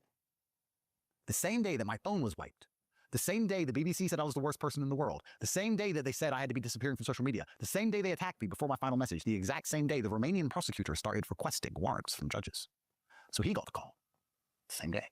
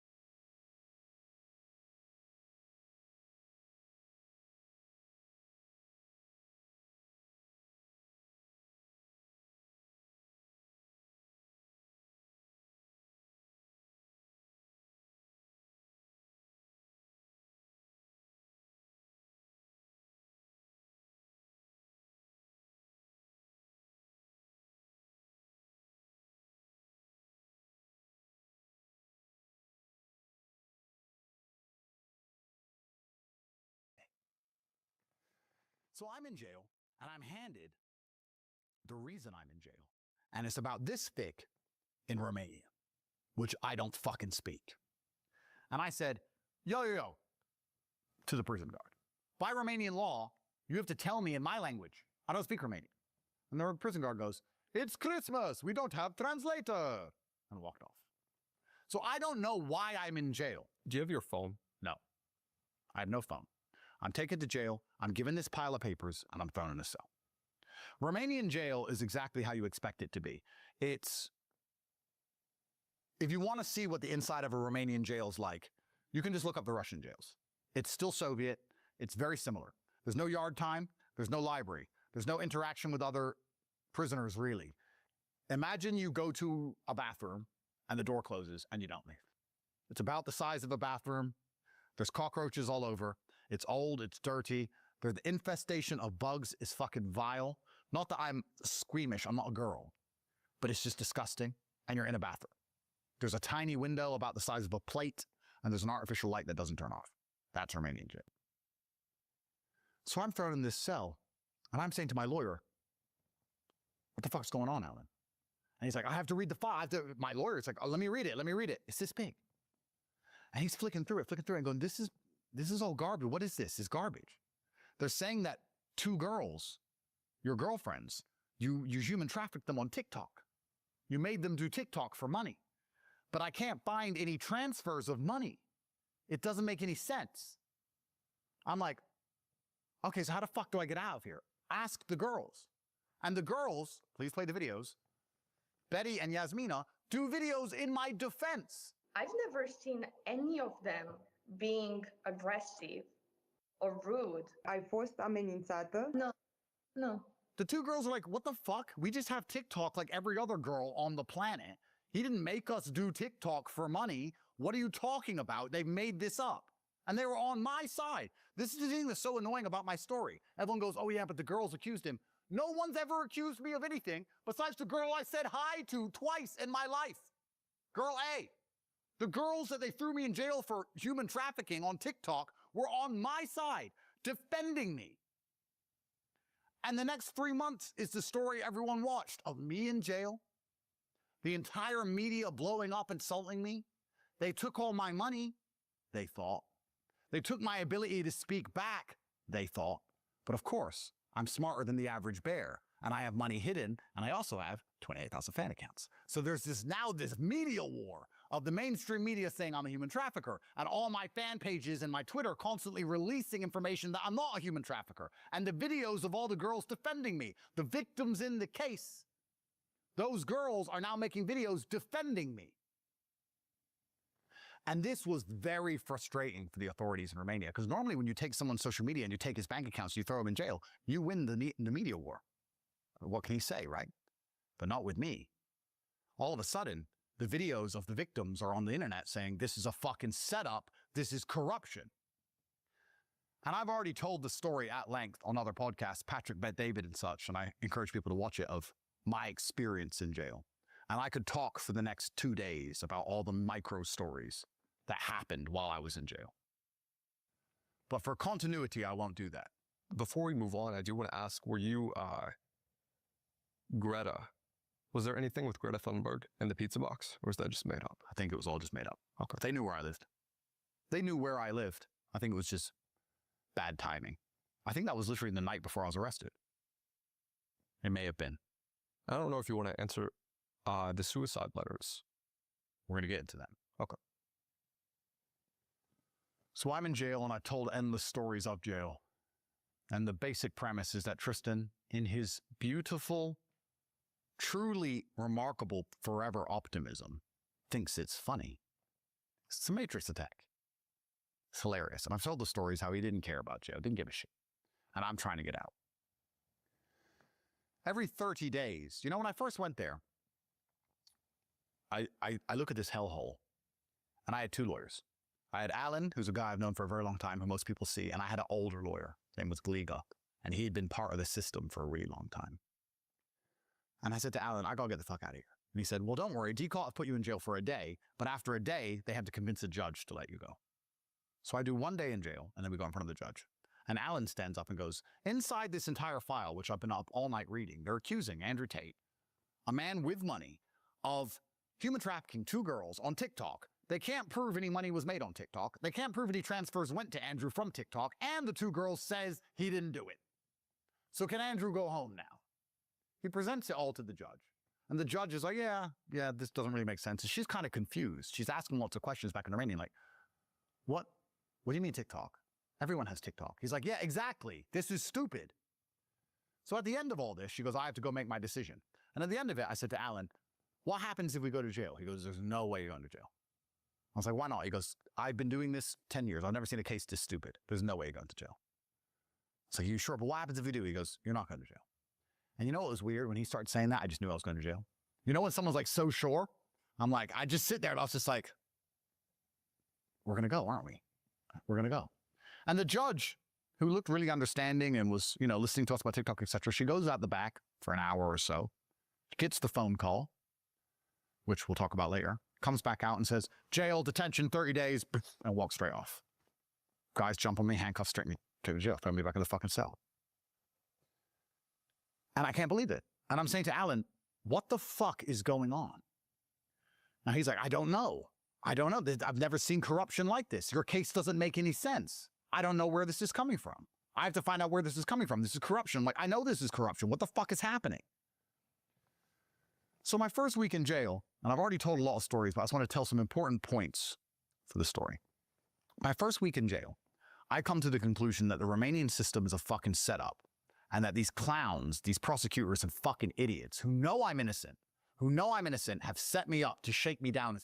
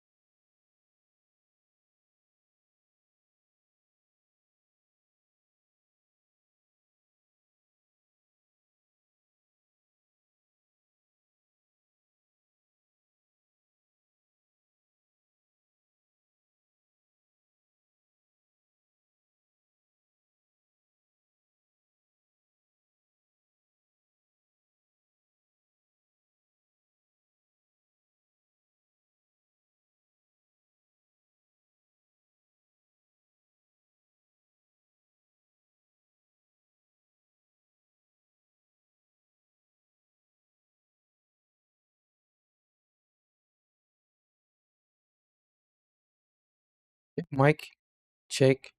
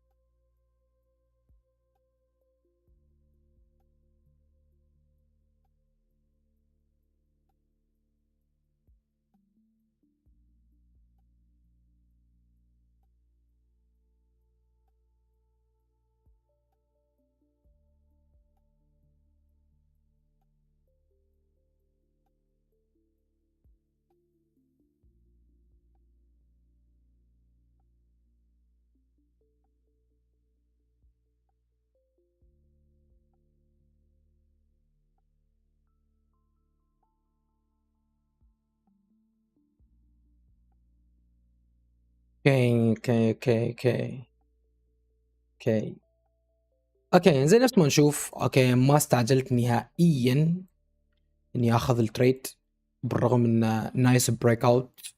اوكي، جدا نايس بريك اوت، بس لان الشمعة البريك اوت هذا جدا حلوة للعلم، يعني ما فيها شيء غلط، وبالعكس والستركشر نفس ما نلاحظ يعني جدا بيرفكت. من هذا المنطقة من هذا المنطقة من هذا المنطقة، سويت لي ريتست مرة ثانية، سويت لي هاير هاي هاير لو، جدا بيرفكت. بس انه عيبه كنت اشوف انه في ستوب لوس شوية كبير، وما اتوقع ان اليوم اشوف في درايف خيالي في الماركت حتى لو كنت امسك 10 بيبس. بس اني ما اتوقع اني اشوف درايف خيالي، وبالرغم انه في بايرز، يعني هذا كونفورم الباي. اوكي، اليوم ضعف هذا المنطقة البايرز، سوينا ريتست، دخلنا مرة ثانية نشوف في بايرز على تايم فريم 1 اور.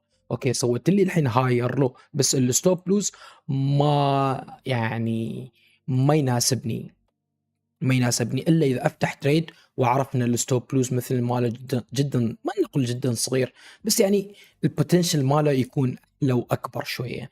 يعني على سبيل المثال الحين نفس هذا حوالي 50 بيب الستوب لوز في حال انه ضربت الهاي، هذا كلام ثاني. زين، كم البوتنشل مال هذا المنطقة اذا انت ضربت الهاي؟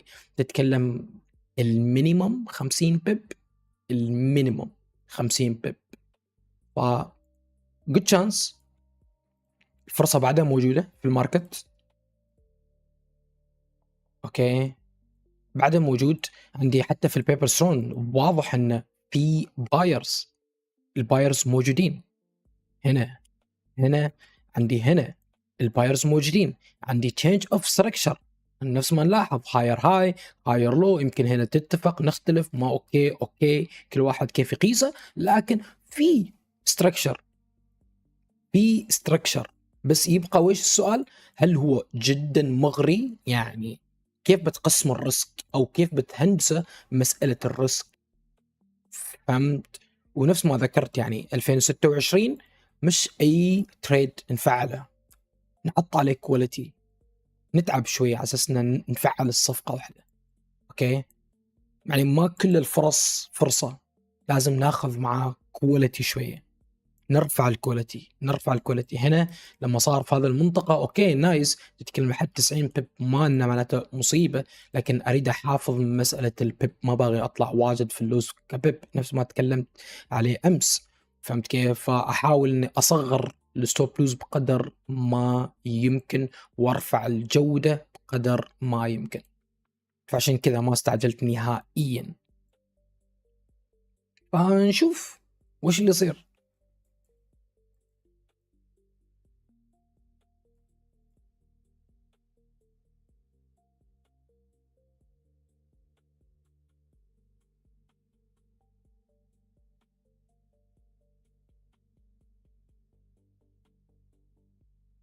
يعني البايرز هنا اوكي،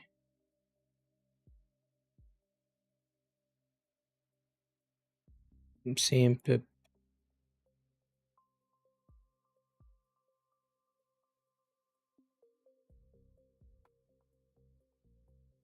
I think pip makes sense.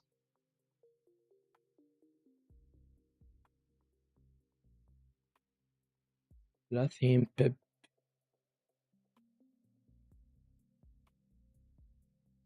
خلي أعطيه يسوي لي وش بريك أوت، أقدر إني أدخل من هذا المنطقة والستوب يكون في هذا الليفل، لكن أريد أول شيء يعطيني بوش، لأنه وصلت أنت قريب سويت لي منه ريجكشن. فهمت؟ وهذا أكثر من مرة سويت ريجكشن في هذا المنطقة، مرة مرتين وثلاثة، وكل مرة كنت تضرب الهاي وما تفتح. هذا معناته وش الحين؟ إذا نجي نشوف على تايم فريم 1 اور صار عندك بريك اوت، سوى لك الهاير لو، اوكي الحين يرجع يضرب الكرنت، يعني شمعته ترجع تضرب شمعته. والوين ريت او الاحصائيات هذا التريد اللي هو في الكرنت نوت باد، يعني نوت باد. نفس ما نشوف وينه،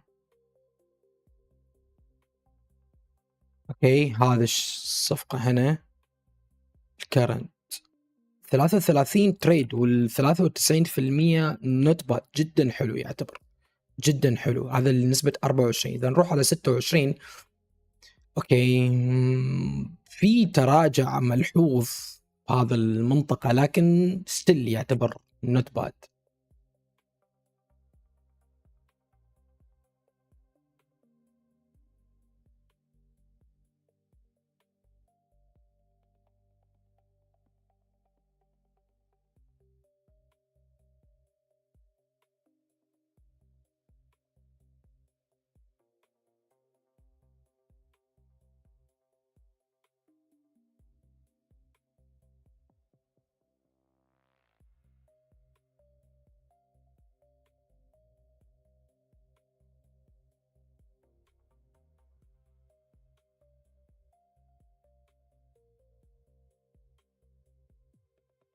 اوكي خلينا نشوف.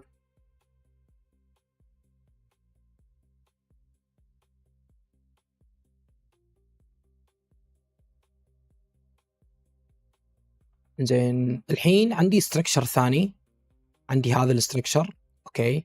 في حال فتحت مثلا او سوالي بريك اوت بوش، اعرف ان الماكسيمم الحين في هذا الستركشر. اوكي خلينا نشوف هل نقدر نحصل ستوب لوز احسن من كذا. عشان كذا انتظر اول بوش. في حال يعني في فرصة كبيرة جدا هذا لو ضرب فليب يضرب الهاي يفتح، لأن ال 30 منت الماضي يعني كان في هيوج بيرش بولش.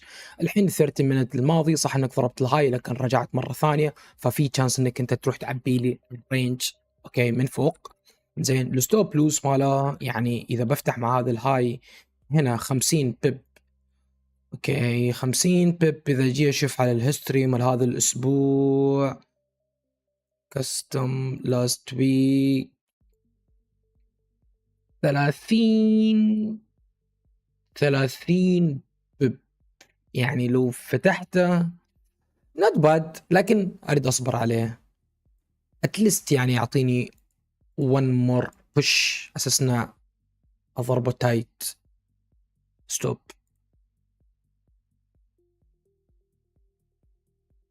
شكله منصور مقطع عنده من النت، شكله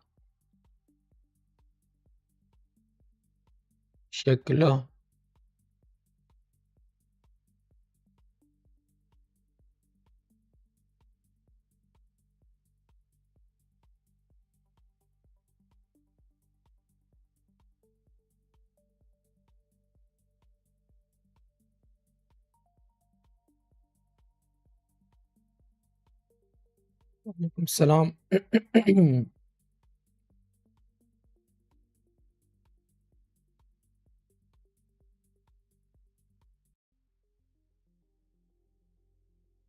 يتوسع 70.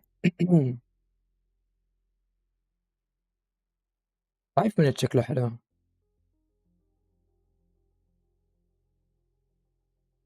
لكن في انديكيتور حلو اليوم، يعني اي بريك اوت يستوي حتى على الاستراكشر مال 5 minute. اذا نجي ناخذ اطباع من ال 5 minute في هذا الاستراكشر، نلاحظ ان في عندنا هاير لو قبل لا، يعني بعد ما تسوي لي بريك اوت نشوف البول باك.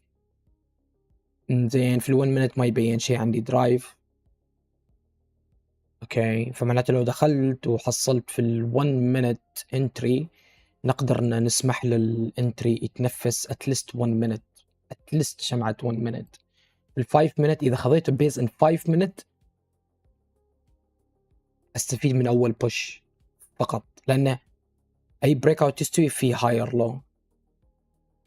شوف جود بريك اوت رجع سوانا هاير لو كستراكشر. في ال 30 minute نفس الشيء، بريك اوت هاير لو. ال 1 اتش بريك اوت هاير لو. 4 ساعات باك تو رينج، او نقدر نسميه بريك اوت، لكن في هاير لو. اليوم في هاير لو، ما نستغرب ليش يصير هذا الهاير لو، لان الماركت ما يبغى يطلع، لازم يجمع الاوردرات، يجمع يجمع يجمع، هو يطلع يضرب ليفلات يطلع، يضرب ليفلات يطلع، يضرب ليفلات يطلع. بمجرد انه يكتفي خلاص يمسك الدايركشن، نفس ما تلاحظ في ال1 minute انه يمسك، لان تلاقيه خلاص مكتفي. فنراقب سلوك السعر.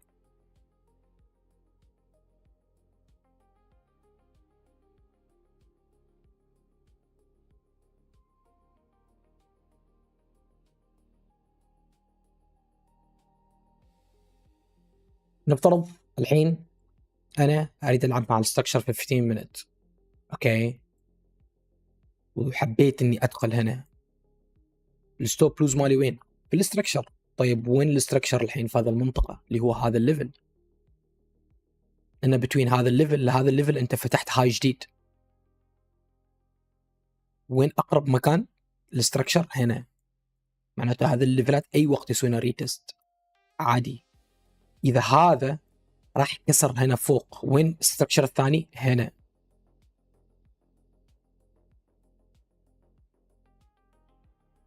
يعني كذا سويت ان هذا الليفل في حال انه سوالي بريك اوت، هذا اخر ستراكشر اقدر استعمله، لكن وش صار؟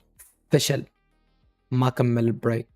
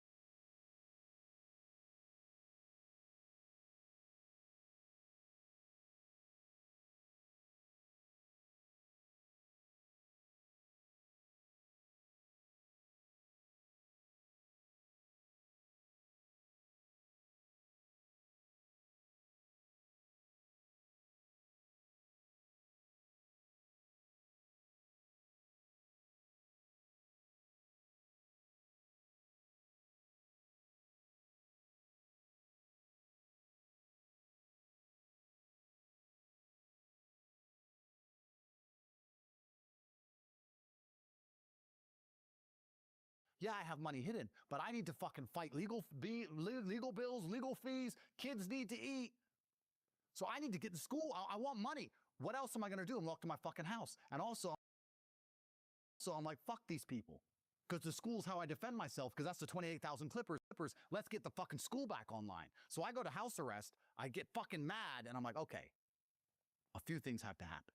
Firstly, I'm not a vengeful man, but I do believe in justice. So you know what the first thing I'm going to do is? I'm going to sue girl A. We're going to come back to that later. Hopefully that'll be televised because it's coming shortly. Unless they fucking kill me first, which is why I'm getting the messages I'm getting now, which is why we're doing this video. Because girl A is being sued. So we have the lawsuit against girl A in Florida, where she's from. No Romanian courts, an American courts. Not perfect, but it's the best chance we got. So we got the lawsuit against girl A in Florida. First thing I do is I fucking sue her. She lied. She knows she lied. The Romanian state is corrupt. They stole my fucking stuff. They destroyed my fucking business. They destroyed my mental health. They put me in a fucking cell. They've ruined my reputation. They kept me from my fucking kids. Sue her. Why not? It's the first thing we do. Second thing we do is start trying to get the school back online. And you know what? In my ignorance, even still at this point, I believe it's almost the end of the story. I'm walking up and down pacing, and they're like, you're on house arrest. I'm like, They're just trying to get the public ready for my release. Soften it little by little, not just to let me 100% free. They're afraid I'm going to fly away out of Romania or something. Couple months of house arrest, right? No big deal. 1 month, 2 months, 3 months. So I'm locked in my house month on month, on month, on month. And this is when my brother and I are doing the emergency meeting podcast. Our first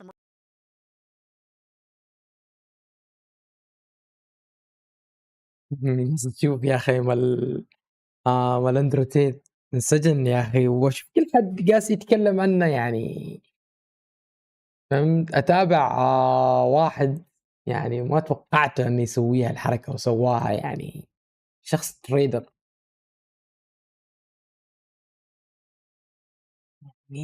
يطلع لك أكاونته.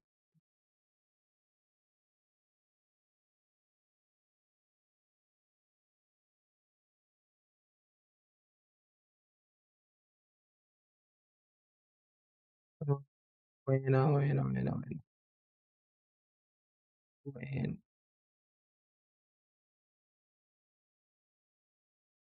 confinement in Federal Detention Center of Miami, right here behind me, behind these very walls. And I've spent $50,000 in a trip from Dubai to Miami just to make this very video. And the least that you can do is watch this video till the end and understand what's really happening and share it as much as possible. So if you care about due process, about human rights, about the America First initiative, or simply what happens to two guys that were, yes, very loud, but also spoke a lot of freaking truth about corruption and other topics that frankly others were too scared to even mention. If you do, if yes, then here is what you need to understand. This is, in my opinion, a lot bigger than most of you think. استغربت يعني هذا الشخص تريدر كبير يعني، حتى دخل في اللاين. ريت أشوف هذا الفيلم وش نهايته، يعني وش نهاية هذا الزحمة اللي قاعد يصير. غريب صراحة. emergency meeting we did after jail had 500,000 live views. 500,000 live. And after I did that podcast, my first emergency meeting, they got 500,000 live viewers, and we talked about what they did to us in jail. We said the Romanian state are full of shit and they're corrupt, and it's a fucking lie. My lawyer rushed to my house in the middle of the night. Comes to my house. He goes, Andrew. I'm like, what the fuck are you doing here? He goes, Andrew, listen to me. You have to listen to me. I'm like, what? He goes, nobody in history has ever spoken against the Romanian state and survived. You cannot call judges corrupt. You cannot call the system corrupt. You have to say, I respect the system. I look forward to a good decision in the end. I'll participate with the system. We have to let everyone forget about this. And when everyone forgets, they're going to drop their corrupt case. It's going to go away. If you embarrass the Romanian state, they're going to fucking bury you. The last guy who tried this in 1997 got 35 years in Rahova, the worst jail in Europe. You're never going to survive it. And I said to Alan, I was like, but I look fucking guilty. They fucking slandered me everywhere. I look fucking guilty. If I shut up, I look guilty. I can't just be quiet. He goes, you're going to make my job impossible, Andrew, if you talk. You have to stop doing these emergency meetings. You have to be quiet. Me, him, and Tristan sat there and I said, Alan, if I shut up and they lock me up, I'm going to torture myself back in that room thinking I had a chance to tell the truth about how corrupt this is. But if I tell the truth how corrupt it is and they lock me up, I'll know I went down swinging. Look, I just lost a fight. I'm not saying I always win, but I don't quit. And I said, Alan, your job's going to be hard. Because fuck them. They fucking ruined my life. I can't sleep. Let's fine. Let's put in the videos of all the tweets I was making. I had fucking nightmares. I couldn't lay in a bed without looking for fucking cockroaches. I couldn't have a blanket on me. I was fucked. If therapy was a real thing, I would have needed it. I was a fucking mess. And I was like, no, it's fucking war. It's fucking war. We're doing it. So we started doing our emergency podcasts, emergency meeting. Romania's corrupt. This is a setup. Here's the victim saying that we haven't done anything wrong. The fucking prosecutor's a piece of shit. He's a scumbag. Fuck this dump. Fuck the cops. Fuck you. And just tell them the truth. Unfazed. Last bullet. They looked at us and thought they have too much power, too much influence. Let's hit them with the most powerful weapon we have. Let's cancel them. Let's close all their accounts. Let's make them vanish. Let's destroy their influence. That's the biggest bullet they have. Imagine shooting a man with your last bullet and he stands there unfazed. Fuck you. Going down swinging. I want to point out, too, that I'm sure you thought about while you were in jail, maybe we should stop this whole affiliate campaign. Maybe the whole thing is they want me to go away, stop posting on social media. Of course. But you kept it running. I thought that before jail. When I did my final message, I decided to give up. Enough is enough. But then Tristan was like, no, fuck that. And you know one thing about Tristan and I? We ride into battle together. If Tristan and I are in a nightclub and he says, this guy's annoying me, I'm going to hit him. I say, don't hit him. And then he hits him. Then I'm hitting him. That's how it goes. Tristan said, let's war. So I wanted to quit back when I made my final message. It was called The Final Message. That was the end. I had enough money. That was the end of it all. But after they put me through jail and all these things, and because my reputation was in the fucking gutter when I got out of jail, I was like, no, my best way to fight back is to tell the truth on emergency meeting podcasts and use my affiliate army to spread the truth. I'm not lying to anybody. Tell everyone what fucking happened. UK State was behind all this fucking shit anyway. Which is interesting because when I'm on house arrest, the BBC start calling. They call Alan first. Alan goes, the BBC want an interview. I'm like, nah, not doing it. He goes, no, they really want an interview. Maybe you should talk to her. It's like, who is it? Lucy. Hello? Hi, my name's Lucy Williams. I'm like, hi, Lucy, nice to meet you. Hi, so we want to do an interview. I'm like, I don't think interviews are the right thing for me to do this time. Oh, no, actually, I think you'd be interested in this one. I said, why? The Romanian state is really well known to be corrupt, and there's a lot of conversations about the corruption in the Romanian state, and we've looked up Chedo. We've looked up Chedo, and it turns out that the Romanian government pays hundreds of millions of dollars a year in fines to the European Union for how unsafe and unfair their jails are, because you're actually held in worse conditions than farm animals are held. They can't hold a pig in the place they held you by law, a pig that gets slaughtered. And what happens to people in Romanian jails is disgusting, so we want to talk about the corruption of the Romanian state and how bad the jails are. I'm like, you do? She goes, of course. You haven't been convicted, have you? I'm like, no, I haven't. She goes, exactly. And it should be innocent until proven guilty. I'm like, you're right, Lucy. You should be that. She goes, well, so I'm hoping we can fly over. I'm like, come over. Sure. Yeah, great. So Tristan, the BBC are going to run a point about how the corrupt these fucking dickhead Romanians are, how we were held worse than farm animals, and how it's all a fucking setup. Tristan's like, that's good. I'm like, yeah, it is fucking good. Finally, we can fix the fucking narrative. Hi, Lucy. Nice to meet you. Oh, nice to meet you. Hi. Everyone sits down. So are you a... No. Let's start with the allegations. Have you hurt anybody? Absolutely not. Have you trafficked anybody? Absolutely not. Exploited any women? Absolutely not. This girl said you're a rapist. And instantly I was like, they set me up. They set me up. They told me it was going to be an interview about something completely else. And they know I have mental issues. And they know I'm not sleeping. And they know I'm locked in my fucking... أنا بطلت أصدق الرجال ده كذب كثير صراحة. أنا مستغرب يعني شيت سالفته غريبة يا أخي. يعني أنا مستحيل أدافع عنه نهائيًا، لكن يعني هو يعني إذا كان يعني نفس ما هو يذكر إن هذيك البنتين يعني ما راهم يثبتوا شيء، فكيف يعني كيف القضية جيد وهذول الاثنين ما راهم يثبتوا شيء؟ كيف القضية جيد؟ وإيش اللي جالس يصير؟ أنا أعتقد إنه هو ممسوك عليه شيء، أوكي؟ ممسوك عليه شيء، بس يعني ما رايمين يدخلوا معاه بالطريقة اللي هم مثلًا يريدوا، فخلنا نستخدم هذا البنتين عشان ندخل هنا. ممسوك عليه أشياء أو في شيء معين أو whatever ما أعرف وإيش. لا يعني في الدول برا يعني دولهم الأجنبية يعني إذا جات على الموضوع مع البنات وكذا اليوم أنت تدخل تويتش بتحصل يعني الدعارة في تويتش موجود اليوم، فما بالك موجود 1000 كليبات مال 1000 شخص يسوي لايف دعارة عيني عينك يعني عيني عينك. فكيف ما عندك هذا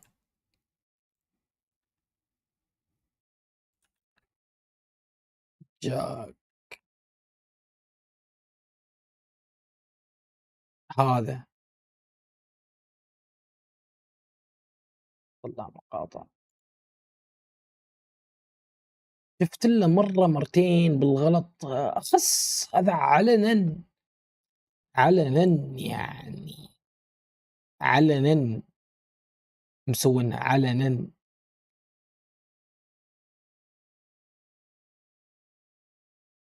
ويقول يعني في مقابلة راح في دبي يتكلم عن هذه المواضيع وحبيبته ولا من زوجته ولا خطيبته ما أعرف من تكون كذا هو اللي مسخين علنا. فكيف غريب سالفته أحس إن في صورة كبيرة ما أعرف كيف. house and they fucking وهو قال في هذه المقابلة قال من بعد هذه المقابلة تراني يسجنوني يعني. عشان كذا قاعد أشوف يا أخي hijinks me and they've set me up to just make me fuck up on camera and make me look guilty. But you know, in my genius, I filmed the whole thing myself just in case. Just in case. And that's when I said to her, I said, Lucy, put this clip in. Lucy, don't come here like you have authority over me. Don't ask the questions to hear the Gestapo. You don't have a badge. You're in my home. And we're two people here. Please him and wanting him to be happy, that I was just kind of, yeah, okay, do whatever you want. And what has she accused me of a crime, this imaginary Sophie? She's making the point that there is Has she accused me of a crime? emotional or psychological manipulation. I asked you a question and I've allowed you into my house. I'm asking you a question. Correct, but you're not the boss.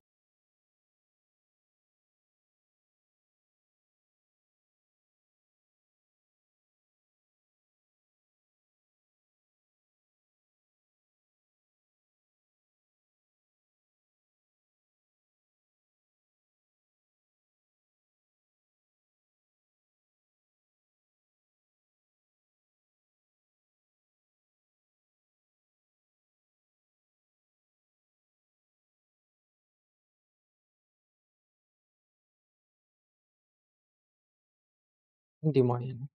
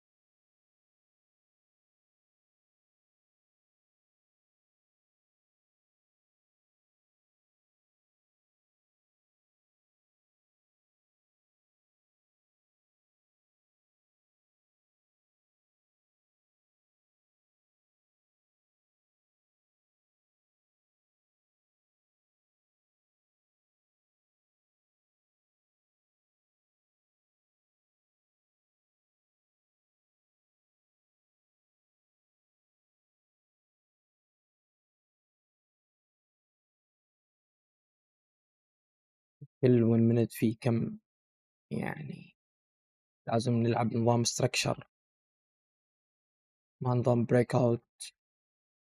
ال1 minute كم فيه 20 بيب.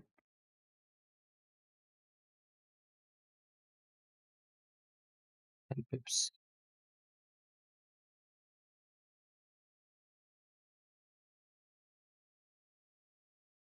إذا فتح ال1 minute الجديد يسوي لنا higher low محترم على طول يروح يضرب في نفس الثانية. أوكي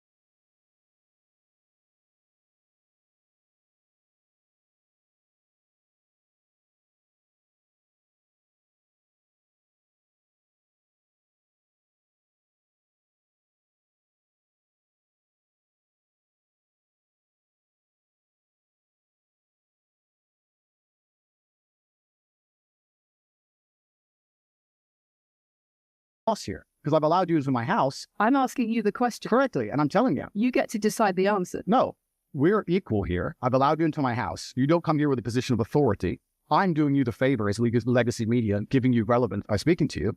You're a person, I'm a person. You're not better than me. You're not above me. You can't talk to me from a position of authority. If you ask me questions, I'll ask you whatever I want in my house. And I want her to piss her little pants. So I made a fool of Lucy. Now, I was only at a fraction of my powers. I have to be honest, they fucking got me, bro. My head was all over the place. I was at a fraction of my powers because even when I'm on house arrest, my lawyers are constantly calling me saying they can recall you to jail anytime. Stop doing the emergency meetings. They can recall you to jail. Stop having your girlfriend over. Stop seeing your kid. If they know you're seeing your kid, that just all this trying to ruin my. I'm like, fucking just put me back in jail then. But being told you might go back is like worse than going back. Like you're just sitting there every time a car drives down the road, you're like, is that the cops? Like you're fucked, right? And this fucking Lucy turns up with this hijinks, this fucking trick, but it doesn't work. And I released a whole uncut video. She looks like a fool. Even at a fraction of my powers, I destroyed her. Which really pissed off the British government. They got really mad. Because after the Lucy BBC interaction, while I'm locked in my house, I start getting letters trying to convince me to kill myself. It started off as DMs on Twitter from fake accounts. And then it would grow into emails. And then I started getting handwritten letters. Written by psychologists. And I don't know they were psychologists, but I assume they had to have been because I've never read something so enthralling. I was never going to kill myself. But it was enthralling to read. It was interesting to read. And it was trying to convince me that my life was effectively over. And that if I martyr myself, I get to go out as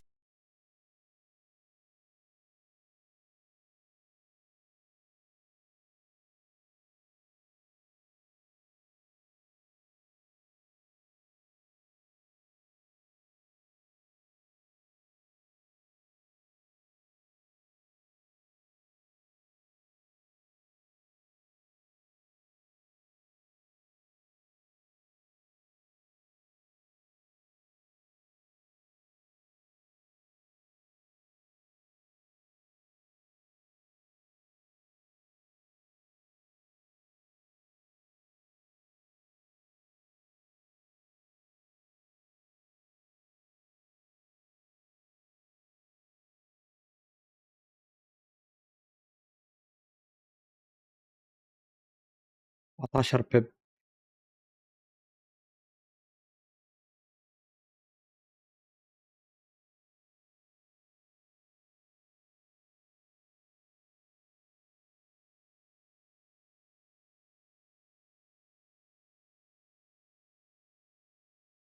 شوف البرايس يضعف.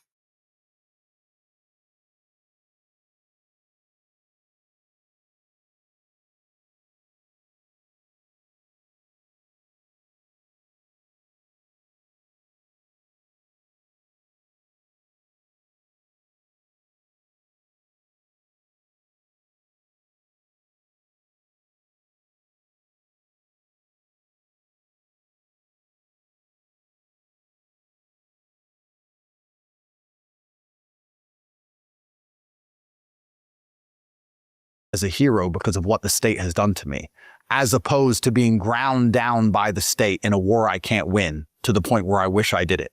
And that by the time I eventually kill myself, no one's going to care. So do it while people care. And they mentioned my kids, who no one knows the names of. They mentioned the names of the mothers of my kids. And these fake accounts on Twitter who pose to be haters, who know everything about the case, everything about my children, everything about the mothers of my children. They are fully fed the case file. They have the case file. They have all this information that are coming from these letters, trying to convince me. So I'll get a letter every day saying, Andrew, you're going to kill yourself effectively. You're going to do it in the end anyway. Don't do it when no one cares. Go out like a hero. You've always been a hero. You can stay a hero for eternity. Just kill yourself. And then my girlfriends start getting messages. My girlfriends and the mothers of my kids get messages. Leave Andrew. He's only going to drag your life down. You can use the government to get money from him. Go and report him for abuse, accuse him of abuse, sue him for money. You can get money from him. Why are you with this scumbag? Why are you staying beside him? His life is over. He's never going to be able to give you a good life. The only chance of a good life is to take his money and go find another man.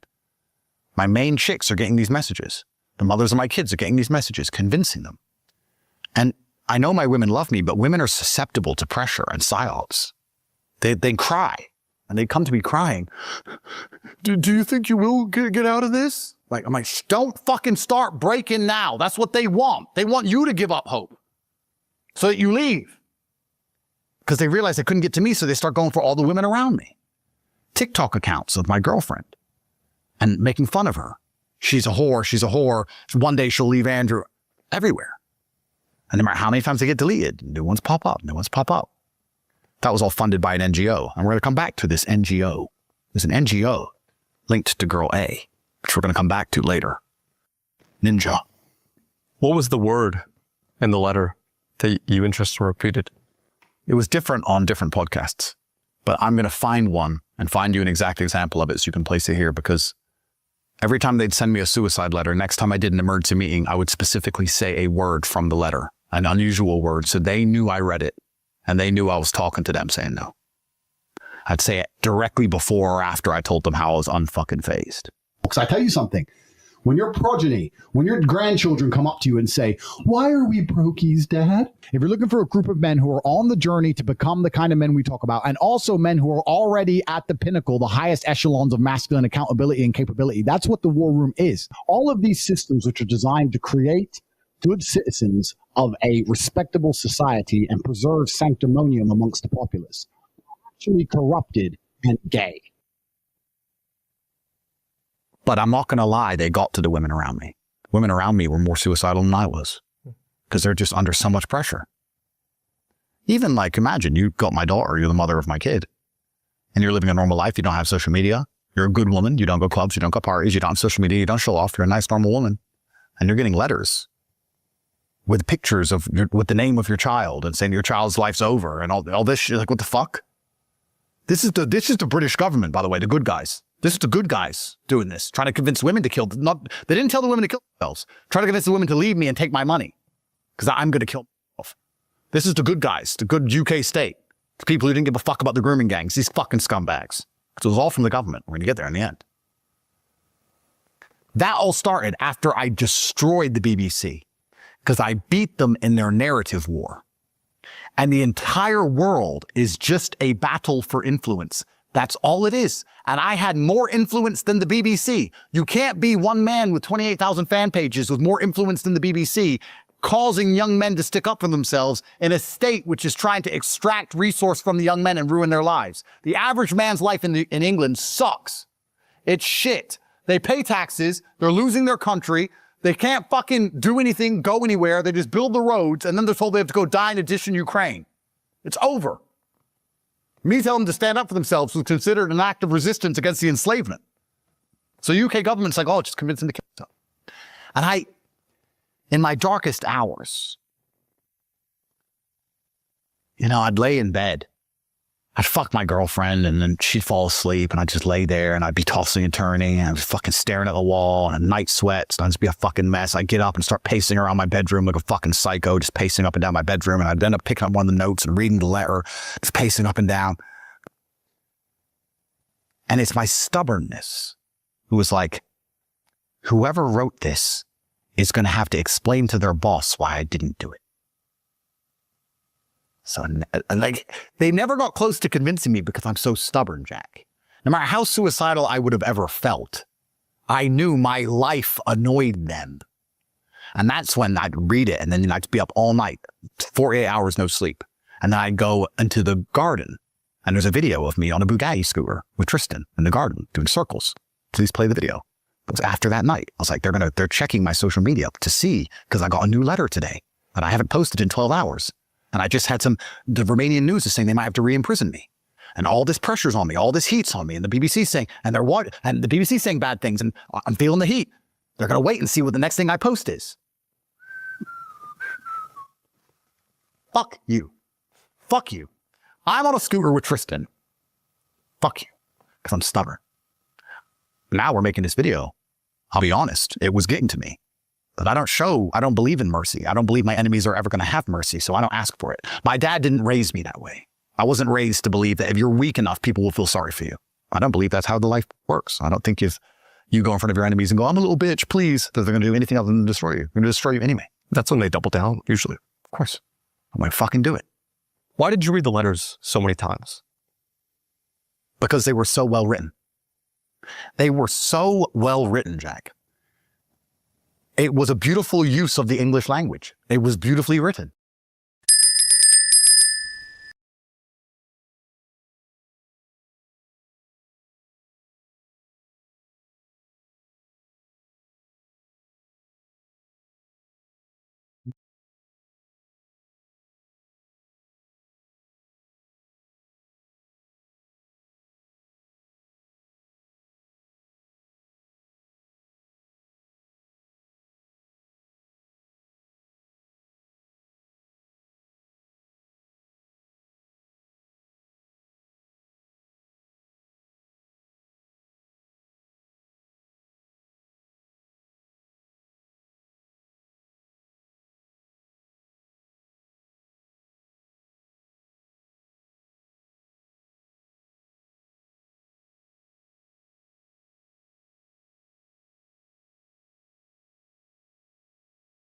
بالرينج.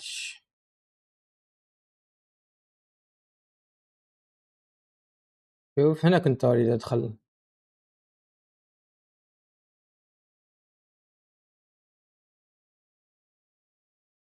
شوف الستوب لوز، يعني لو استهدفت هذه المنطقة 90% طالع، لكن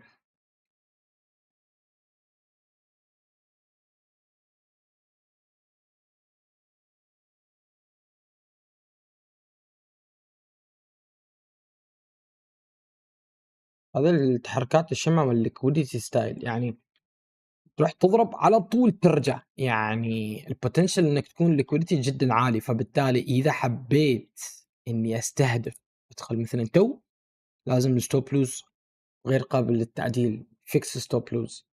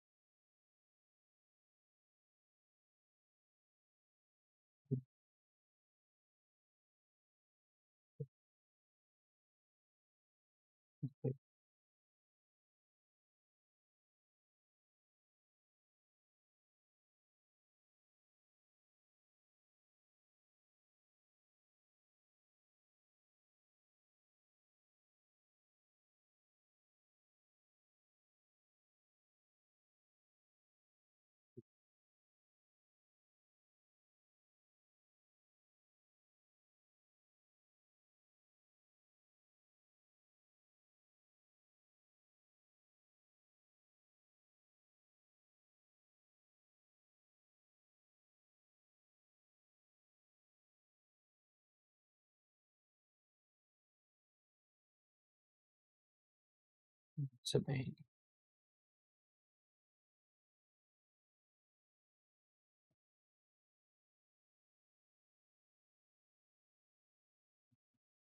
يغلق بس.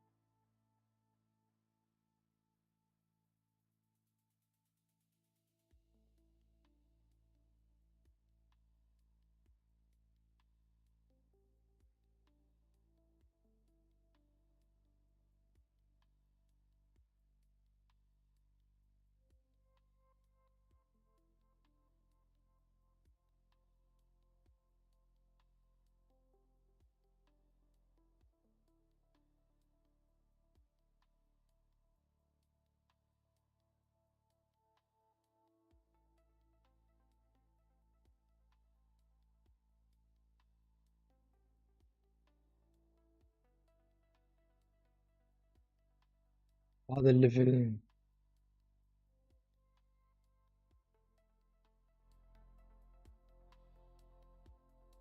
الحساس هذا.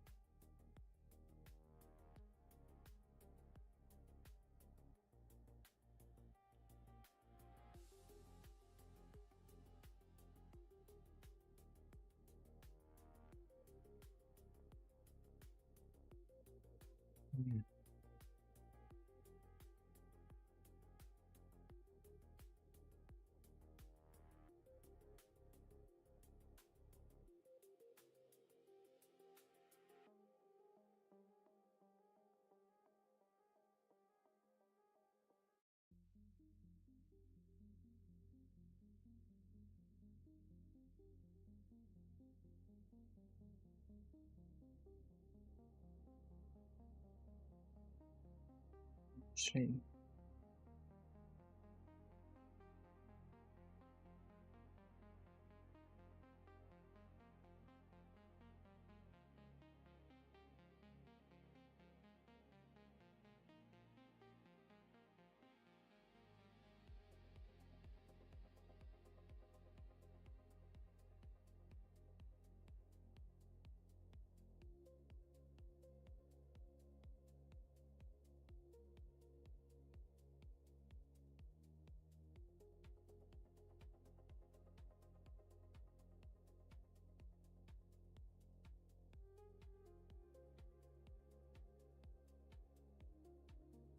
في نفس هنا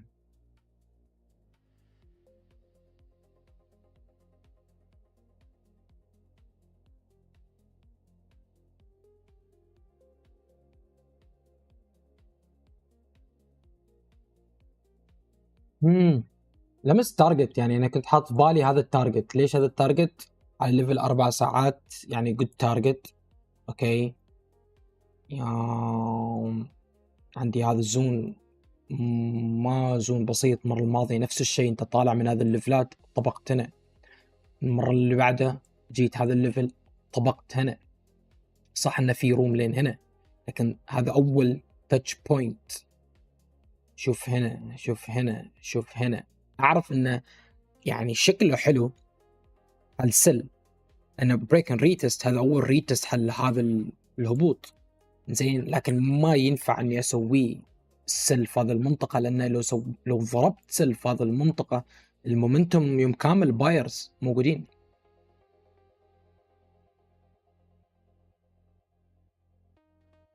هنا ال 15 minute perfect closing respecting 1 minute نوعا ما في structure قاس يتشكل.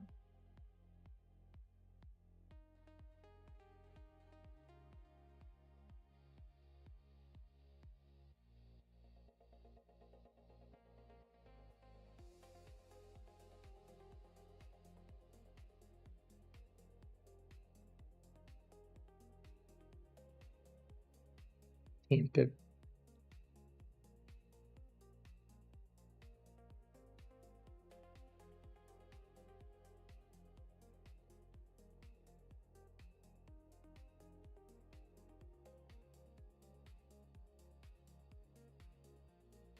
70.62.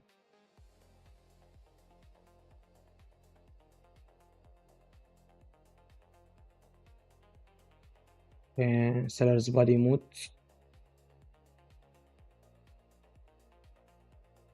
5 minutes.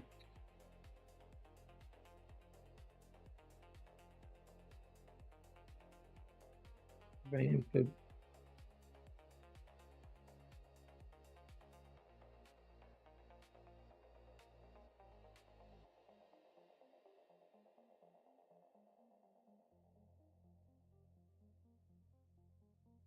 30 minutes باقي له كم 5 دقائق.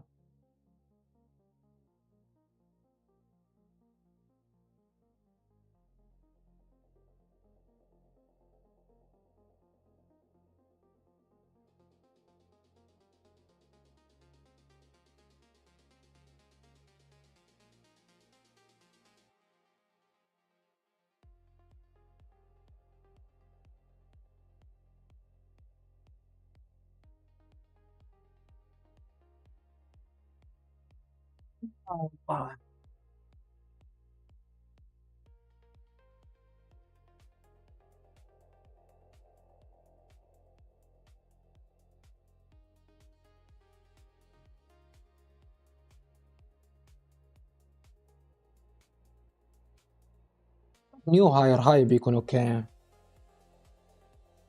يكون هو ذا الهاير لو، تفتح هاير هاي جديد، يكون هذا الهاير لو اللي بعده، هذا اول ثاني بس هنا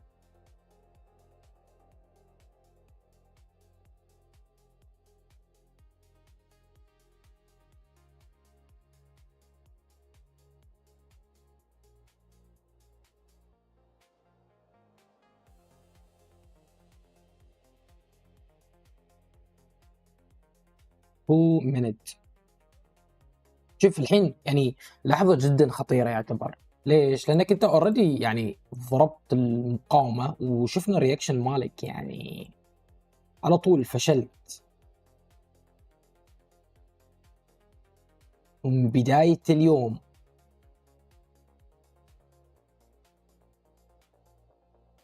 هذا بداية اليوم سويت لي اللور لو، سويت لي هاير هاي، سويت ريتست، كسرت هاير هاي، سويت لي ريتست، جالس تفتح لكن ماسك السعر.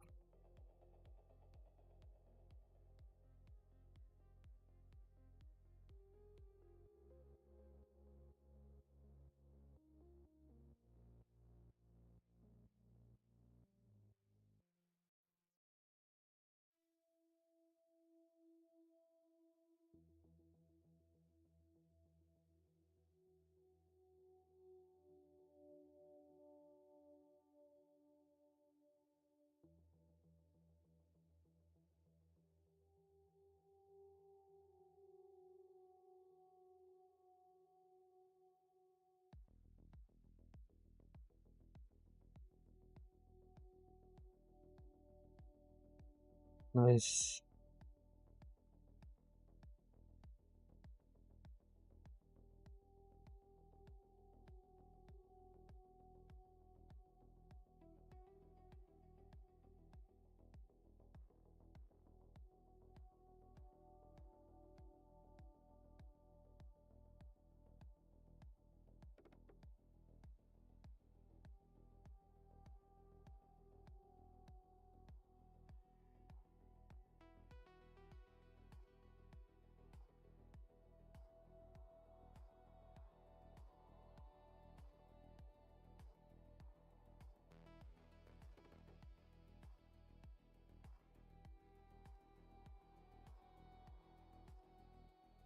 ثلاثين منت 35 ثانية.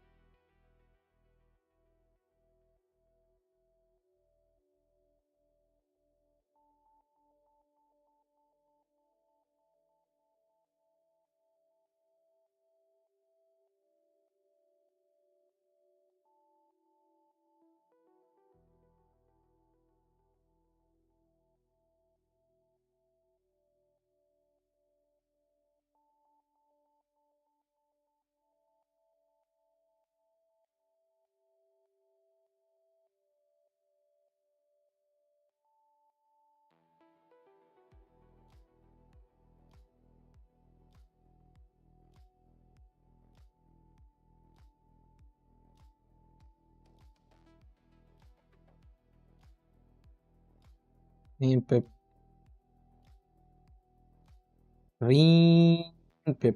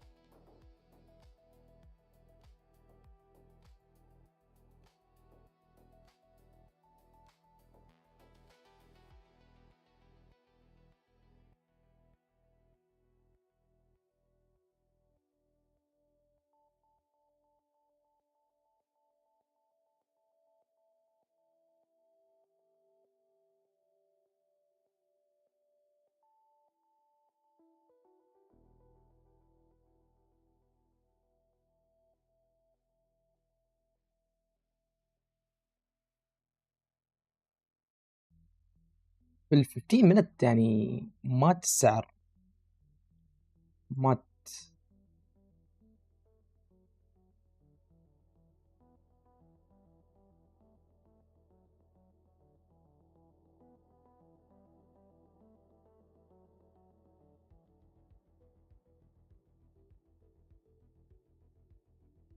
كيف تو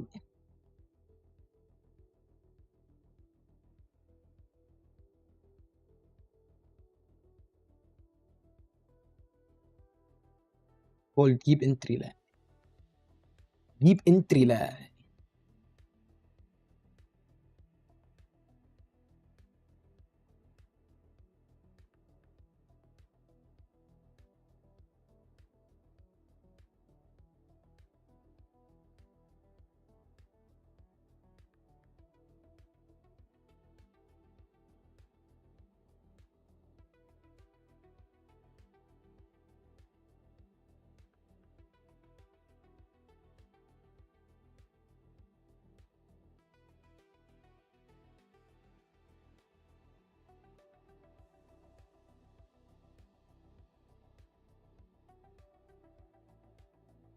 التارجت مال البريك ايفن جدا صغير، عشان كذا يعني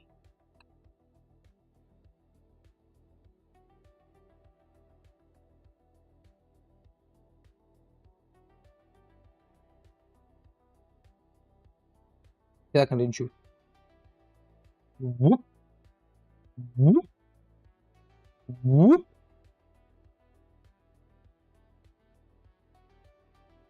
ووب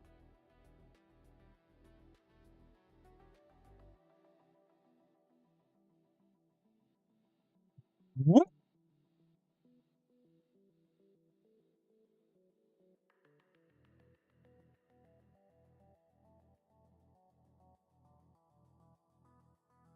ووب.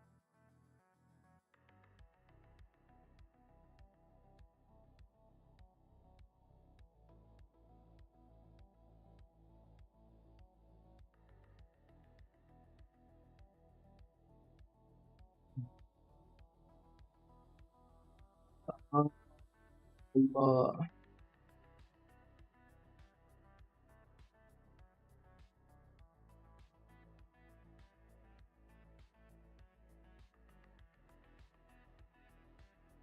ولا حلاق يا اخي.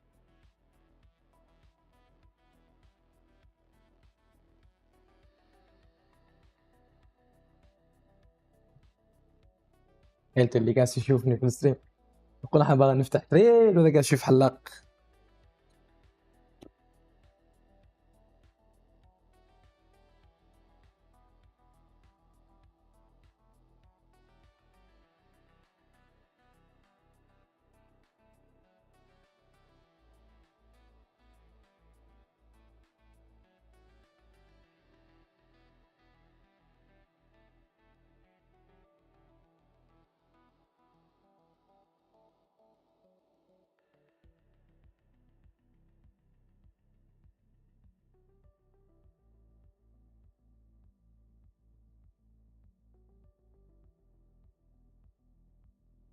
لكل هذه المناطق مناطق وكات، يعني جدا خطير. لو نستهدف الهاير هاي، إذا نستهدف الهاير هاي بعدين نحتاج أن يعني إذا أدخل هذا المنطقة الستوب لوز مالي لازم يكون قريب منه، ما يكون ما أعطي كذا. وإذا بدخل من هاير لو، يعني أنت سويت لي هاير هاي هاير لو ستوب لوز هاير لو على طول، لأن هذه المناطق كامل مناطق ريجكشن. شوف على تايم فريم 4 ساعات، أيوة الماكسيموم وصلت لين هنا، بس يعني باقي كم 30 to 40 بيب سم تايم يعتبر دن على تايم فريم ديلي. لو هذا الديلي ما عنده هذا الهاير لو كنت اقول اوكي مناطق لور هاي بيرفكت، بس انت عبيت اللو فبوتنشل مالك الحين خطير. الويكلي تتذكر كذا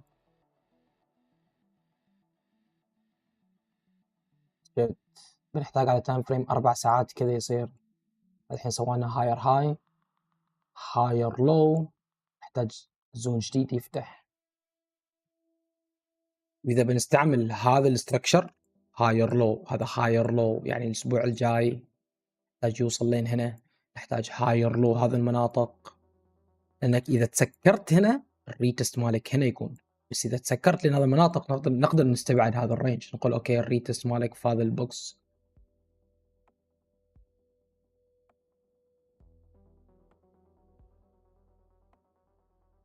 ثيرتي مينت وش قاعد تسوي؟ كم باقي علاق؟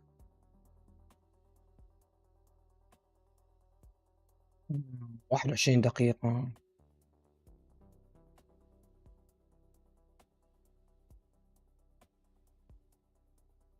minute مات. شوف 15 minute الماضي يعني كم مشيت 100 بيب في الشمعة البريك اوت، كم مشيت 1500. الحين 100 بيب مع دوجي، عشان كذا قاعد اقول ان احاول اني استهدف هاير لو في حال اني ابغى ادخل تريد. واذا دخلت الهاير هاي لازم الستوب لوز يكون شويه تايت نفس هنا بس اللهم راح البرايز يعني وهو رايح له يعني كم الستوب لوز 60 بيب. ما اريد اعطي الماركت 60 بيب اليوم.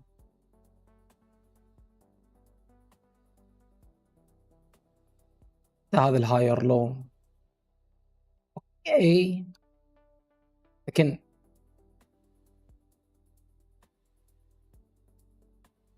الهاير لو في 60 بيب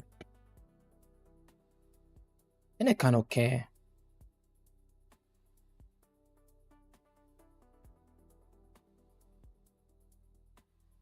اخر 15 minute اذا ما صار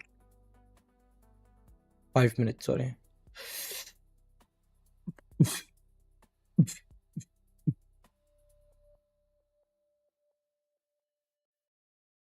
نشوف زميلنا وش مسوي اليوم.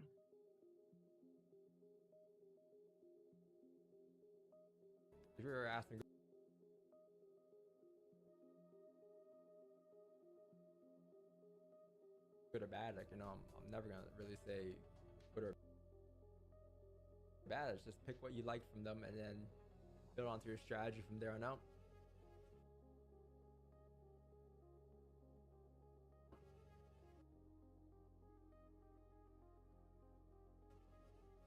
At least that's what I did.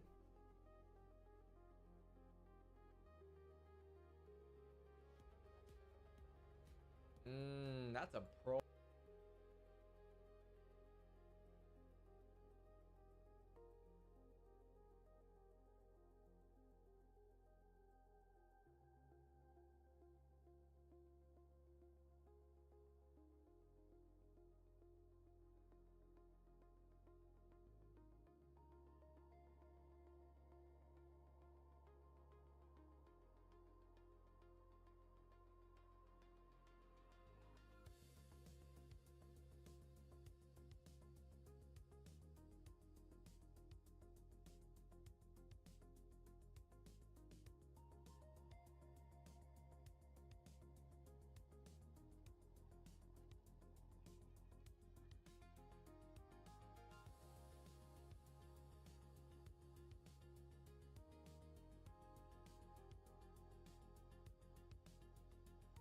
5 minutes تحتاج منك هيوج.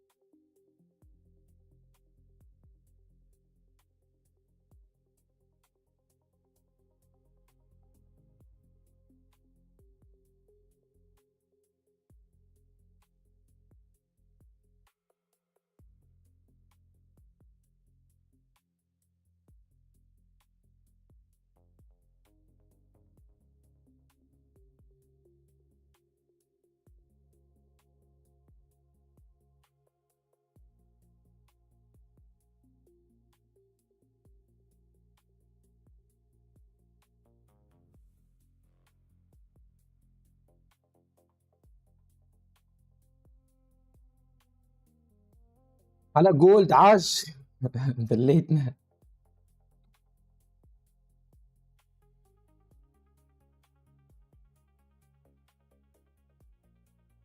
كم كملت الحين؟ 3 ساعات.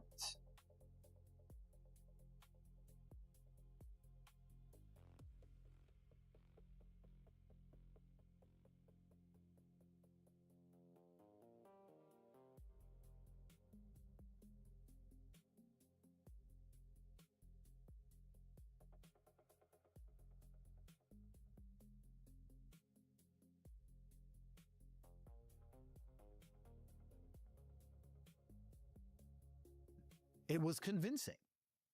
It had all the trigger points. My masculinity, my ego, how I'll be a hero, how we all die in the end, how my life's already over, how it's better for the people I care about, how it's going to be good for my image. Like, it had all the psychologists did a great job. They profiled me. They watched my stuff. They wrote it all down. All the group of fucking psychologists in MI6, GCHQ, they did a fucking great fucking job. It was flawless writing. Do you have a line? I have a letter. And I'll make sure you get one. Leave it to me. Because they're in a secure location in case something happens. But I'll make sure you get a letter. And you can read the whole thing. So then I'm in my house.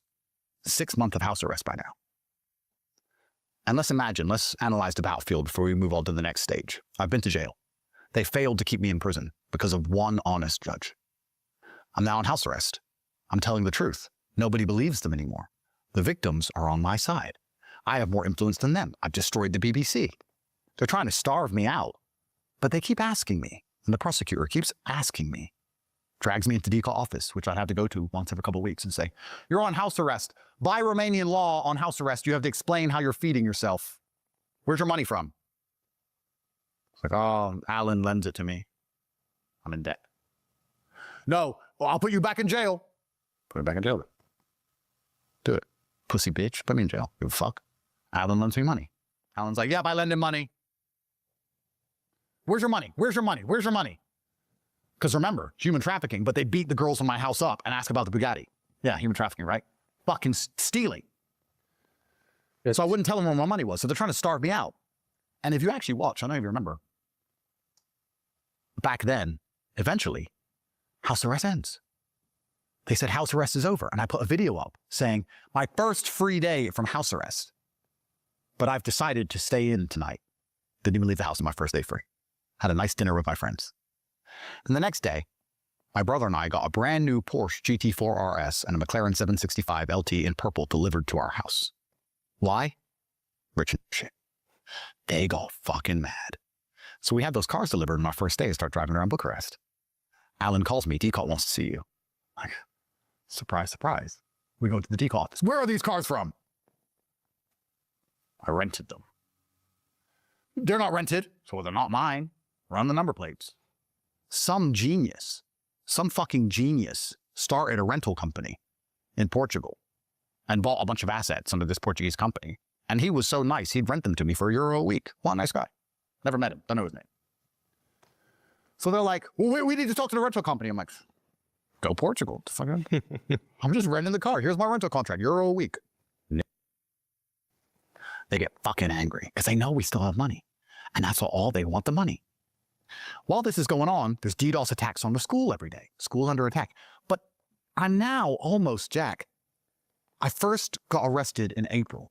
Then I had those 3 months. And then I went to jail in December. It's now July of the year after. I got out of jail in March. It's now July, August. It's been nearly a year since my deletion. And I'm still as big as ever.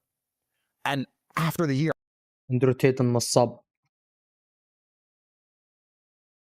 تابعت البرودكاست هذا ولا لا؟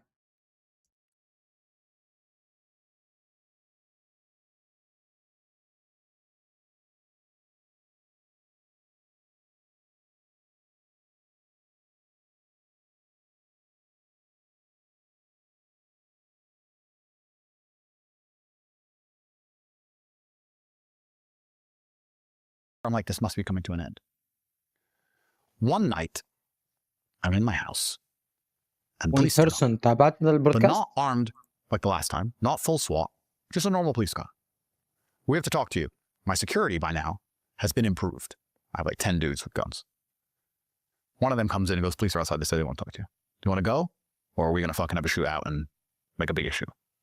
I'm like, look, I'm a peaceful man. See what he wants to say. I go out there and he goes, Andrew? I said, yeah. He goes, I want you to know I'm a fan and I respect you a lot. So thank you very much. He goes, but I need to take you to the station. I said, why?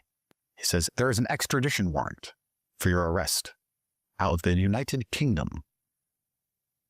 So what happens now? He goes, well, we have to go and talk about the warrant.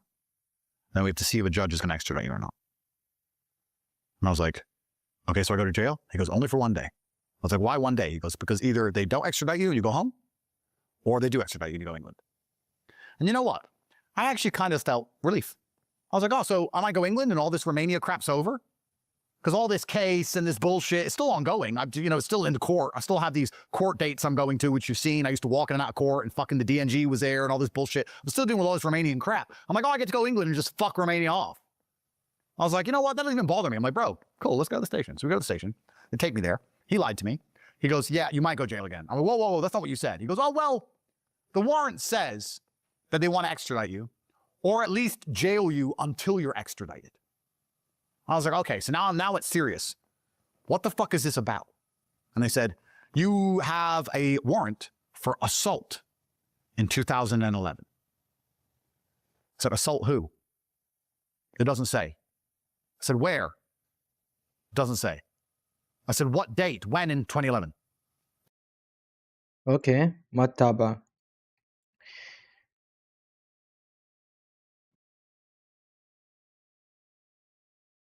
طلع لي الحين في كل مكان صراحة ضارب ترند في النيوز عشان كذا قاعد أشوف كل حد قاعد يتكلم عن هذه الحلقة يعني.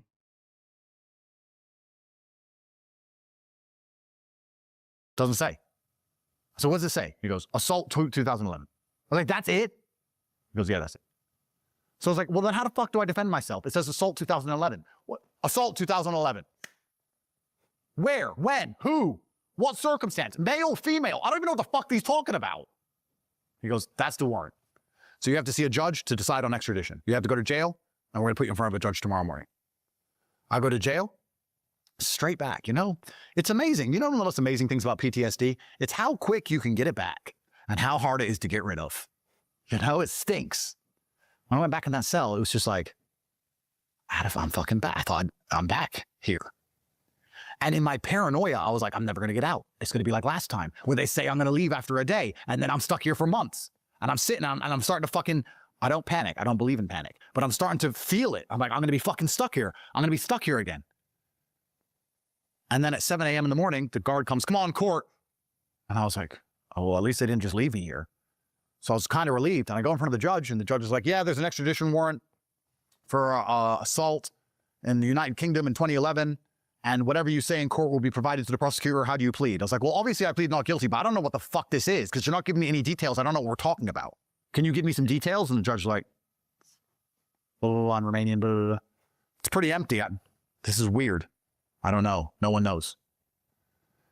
Anyway, she goes, what do you want to do? Do you want to go to England? And I said, To be honest with you, part of me misses home, but I would like to fix this mess in Romania first, because my reputation's been damaged. So I'd like to fix this mess. She goes, oh, you want to stay in our system? I said, I'm an innocent man. I'd like to fix the mess here, then I'll deal with England. She said, okay. When your cases in Romania conclude,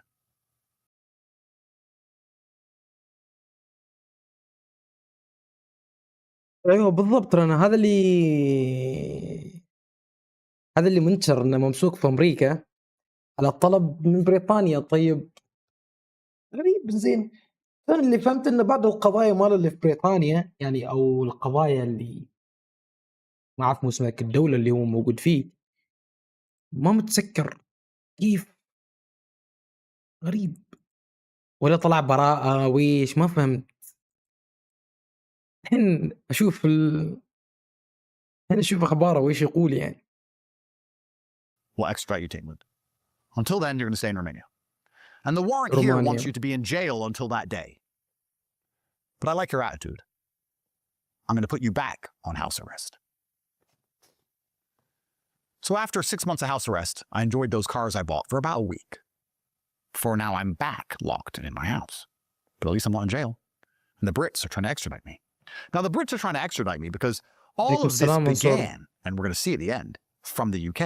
The UK Foreign Office, when they deleted me from everything and wiped my phone, wrote to the Romanians and said I was an unchecked source of influence, which started the prosecutor entering requests for warrants on the exact same day to get me arrested. I get arrested, I go to jail. They're slandering me on the BBC, but because of my affiliates, I have a larger voice than them. I get out of jail and start doing podcasts and telling the truth. Their narrative is falling apart. They send Lucy Williams with a setup. Lucy Williams gets wrecked. Now their entire narrative has collapsed. Everyone's on my side. I'm a hero. The UK panics and says, extradite, get him, get him, get him, and send an extradition warrant, which has failed. But I'm back in my house. Because Romania doesn't work anymore for them, because there's a chance. Romania have always just been the attack dog. They're not the handler. Romania is just where I was, and they're corrupt. Do you think they were surprised that you got out in Romania? 100%. They couldn't believe it. They couldn't believe it. And to be honest with you, one person وش صار يعني تو؟ وش الخلاصة يعني من هذا الشيء اللي قاعد تشوفه؟ وش الخلاصة؟ وش الموضوع؟ وش الابديت اللي تعرف عن هذا الموضوع؟ between you and I, Jack, of the 280 judges, if I didn't get that one judge, I wouldn't have got it. I might still be there now. The only judge in the system who everyone knows is fair. I could still be in that room. Wonder what I'd look like now. Wild, huh? So that's where we are. So the UK tries to extradite me. They need to get me off the internet. They need to stop the emergency meeting podcasts, and they need to stop the school. Because by now, please place inside of the video, the UK government are running stories about how Andrew Tate is banned from schools. Andrew Tate is misogynistic and young men don't listen to the female teachers in schools anymore. We're launching a program to stop Andrew Tate's influence in schools. The British government's panicking, and they're spending billions trying to deprogram men from my programming of go to the gym. Scary. While they let grooming gangs rape, while they let criminals steal, while they let murderers stab, while they let immigrants arrive, they're spending billions trying to stop me from telling young men to go to the gym. Members of Parliament, please play the clips. Please play the clips. Members of Parliament are standing up in Parliament twice a week saying, the biggest threat to the United Kingdom is Andrew Tate. The effects of online influencer Andrew Tate's vile misogyny infiltrates our classrooms and society. Teachers are now having to develop their own resources to re-educate boys who are being brainwashed online by his deeply toxic messaging. The Prime Minister, the primary threat to the UK is Andrew Tate. Many young boys are exposed to Andrew Tate and many other things of the same type, which is, on the one hand, a sort of an attraction, but on the other hand, loaded with misogyny. The Prime Minister. All the problems of that country, everyone's talking about me. Now, the interesting question you have to ask yourself at home, what is my chance of a fair trial in the UK when the Prime Minister is saying I'm the biggest problem for the country? 0. They've just thrown away jury trials. So what's my chance of ever fucking beating the UK in anything? Fucking 0. That's why they tried to extradite me. But that judge puts me back on house arrest. The reason they requested jail until extradition is so that I couldn't speak on the internet. But I'm back on house arrest. So what do? Tristan, emergency meeting. We sit down and we start telling the truth about Keir Starmer and Ukrainian rent boys, which he got caught doing, giving all their money away to Ukraine. UK's a fucking shithole, corrupt. Romania's corrupt, UK's corrupt. Fuck you people. We start fucking gunning for them. Because what else are we going to do? Go down swinging. We start gunning for the UK government. We're on house arrest. A month house arrest. Second month house arrest. Third month house arrest. Just locked in our fucking house. On Twitter all day. On podcasts all day. Fixing the narrative. These counter accounts. These hater accounts who have the criminal file and doing all these podcasts and doing all this bullshit in their fucking Twitter spaces and constantly messaging out things, trying to fight their narrative. The UK government via NGOs is fighting their narrative. Us via our students and our soldiers in the school are fighting our narrative. Us on house arrest. The prosecutor saying, where's your fucking money from? We're telling him to get fucked and buying a new car every day just to piss him off, sitting there doing emergency meetings. Then, bang, bang, bang, bang, I hear the door. 5 a.m. But every time that we got raided, we galvanized our house against raids. However they got in the first time, they didn't get in the second time. This is raid number 3. So we got pretty good at it. We learned that they climb on the roof, so we put bulletproof glass. We bought doors from Switzerland for banks, 135,000 euro, blast proof. We've removed all the windows. People make fun of my house. He lives in a warehouse. Yep. Raid me, dare you. You live in a nice house with glass. It's nice and pretty. You're not safe. I am. Bang, bang. I hear it. I wake up. I say to my girl, I'm like, give me your phone. Give me your phone. She starts panicking, gives her phone. I'm like, wipe your phone. Because all they want is phones. Wipe my phone. Factory reset. Wipe your phone.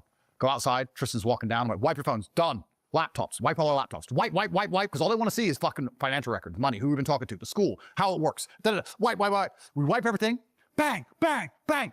And after about like 6-7 minutes, I was like, everyone wiped everything? Tristan goes, yeah. I was like, let's just chill. So we go in our cigar room. We sit there. I say to my girl, coffee. She goes and makes us 2 coffees. We get a cigar. We light the cigars up.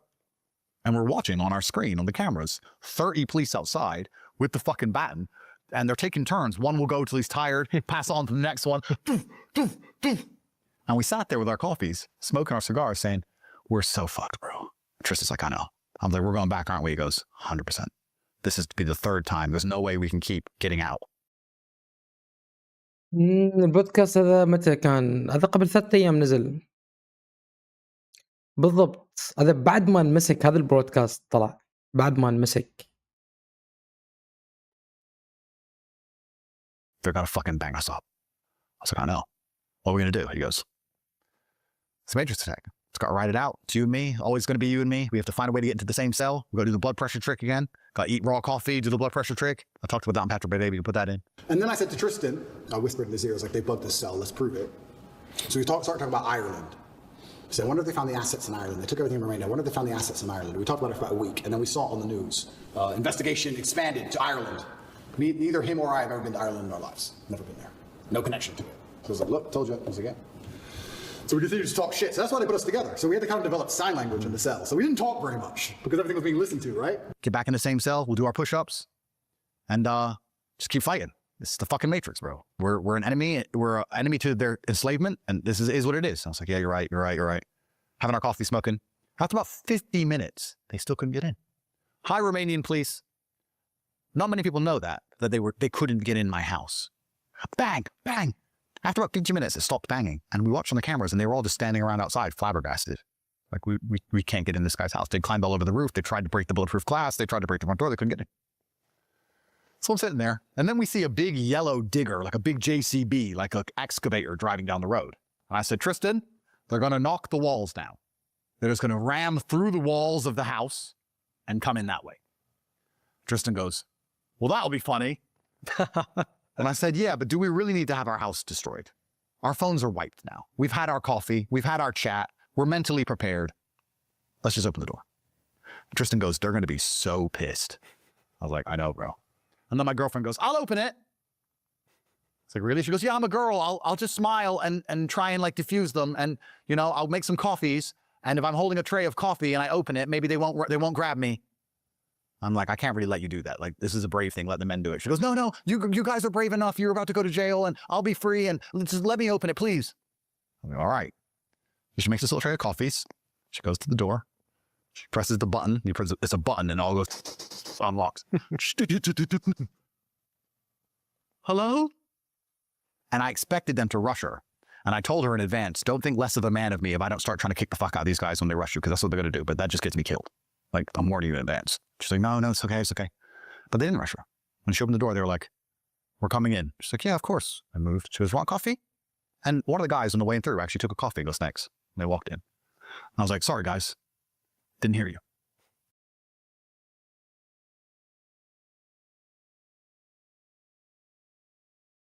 And he goes, those are some good doors.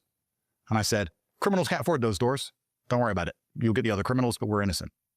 And the guy said to me, the guy in SWAT, you know, I've never raided someone's house 3 times.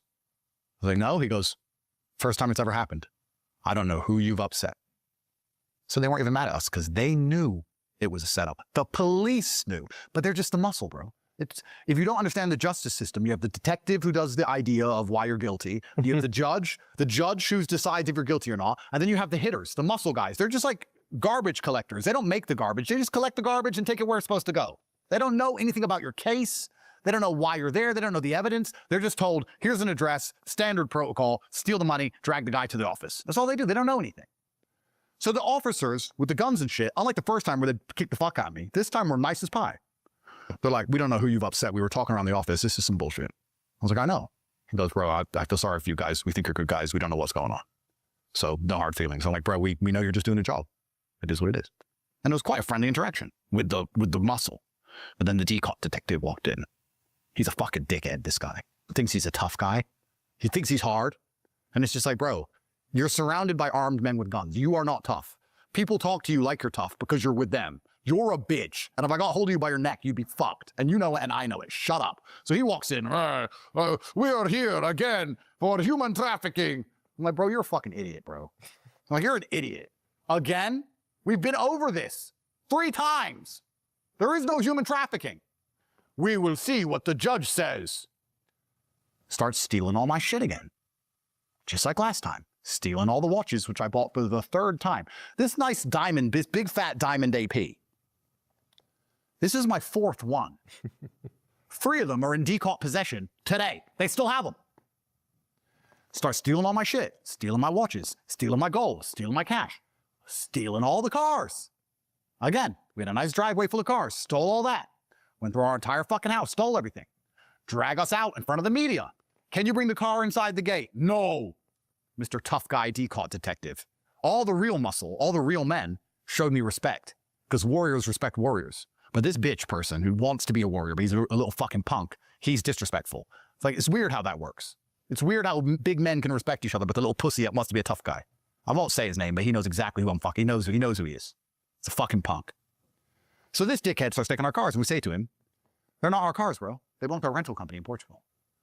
If that's true, why have you paid to modify them? I have the receipts here where you've upgraded every car. Nobody upgrades a rental car. It's like, I just had money to spend. I don't know. Well, you've upgraded them, so I will tell the judge that they're your cars. Okay, jackass. So he takes all our shit. We go back to jail. The funny thing about PTSD is, it's amazing how quickly it comes back and how hard it is to get rid of. I'm back in the cell. And I'm like, you know, that was the first time I will admit to you, Jack, that my impenetrable armor, which I had been relying on all of this time, through the jail, through the attacks, through the assaults, through the company getting closed down, through the fact that my mother had a heart attack and I couldn't go and see her in England because I was on house arrest, through the fact I couldn't see my children, through all the endless war all day, every day, through in and out of jail, the PTSD. That was the first time I was like, I might be out of power. Because when I was thrown in jail after the 3rd raid, and when you want to play footage of the 3rd raid is when I walk out of the gate in a daddy t-shirt, daddy coin t-shirt. I got on the phone to my lawyer and I was like, I want to understand what's happening. He goes, talk to me. I said, okay. I'm stuck in Romania on house arrest. And while I'm on house arrest, they can attempt to jail me as many times as they want. He said, correct. Okay. And if they're successful, I stay in jail. He said, correct. I said, okay. And then I go to trial in Romania. He said, yes. And if I lose, I go to Rahova jail for 25 years. He said, correct. And after Rahova jail, when I'm an old man, I get extradited to the UK and I go to a British jail. And then I have to face this bullshit made up charge in 2011 for assault, which they're probably going to throw away and then just go through all my Twitter for all the things I said about migrants and fuck me for that for 20 years. And he said, yes. And I said, and if I beat the Romanian case, I don't go to Rehoboth, but it's the same. I'm on house arrest. I go to jail a bunch of times while they try and jail me. They're probably going to get me back in jail. I beat my case in Romania. And when I beat my case in Romania, I'm instantly extradited to the UK and it all starts again. He said, yes. I was like, and while this was happening, it was when that piece of shit scumbag stabbed those 3 little girls in England, you remember? And I was doing emergency meetings saying the British government is complicit. And they were locking people up for those tweets. Do you remember? So I was like, they're going to fucking fuck me. The British government, if they get hold of me, they're going to fucking toast me for my Twitter. They're going to toast me for my emergency meetings for telling everyone that Keir Starmer fucks Ukrainian rent boys, because he does. That's why he keeps giving them billions. So I know the British government's after me.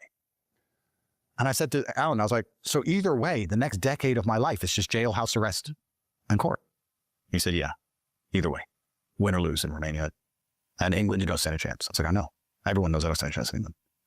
And I put the phone down. I looked around the jail and I was like, how the fuck do I get out of this?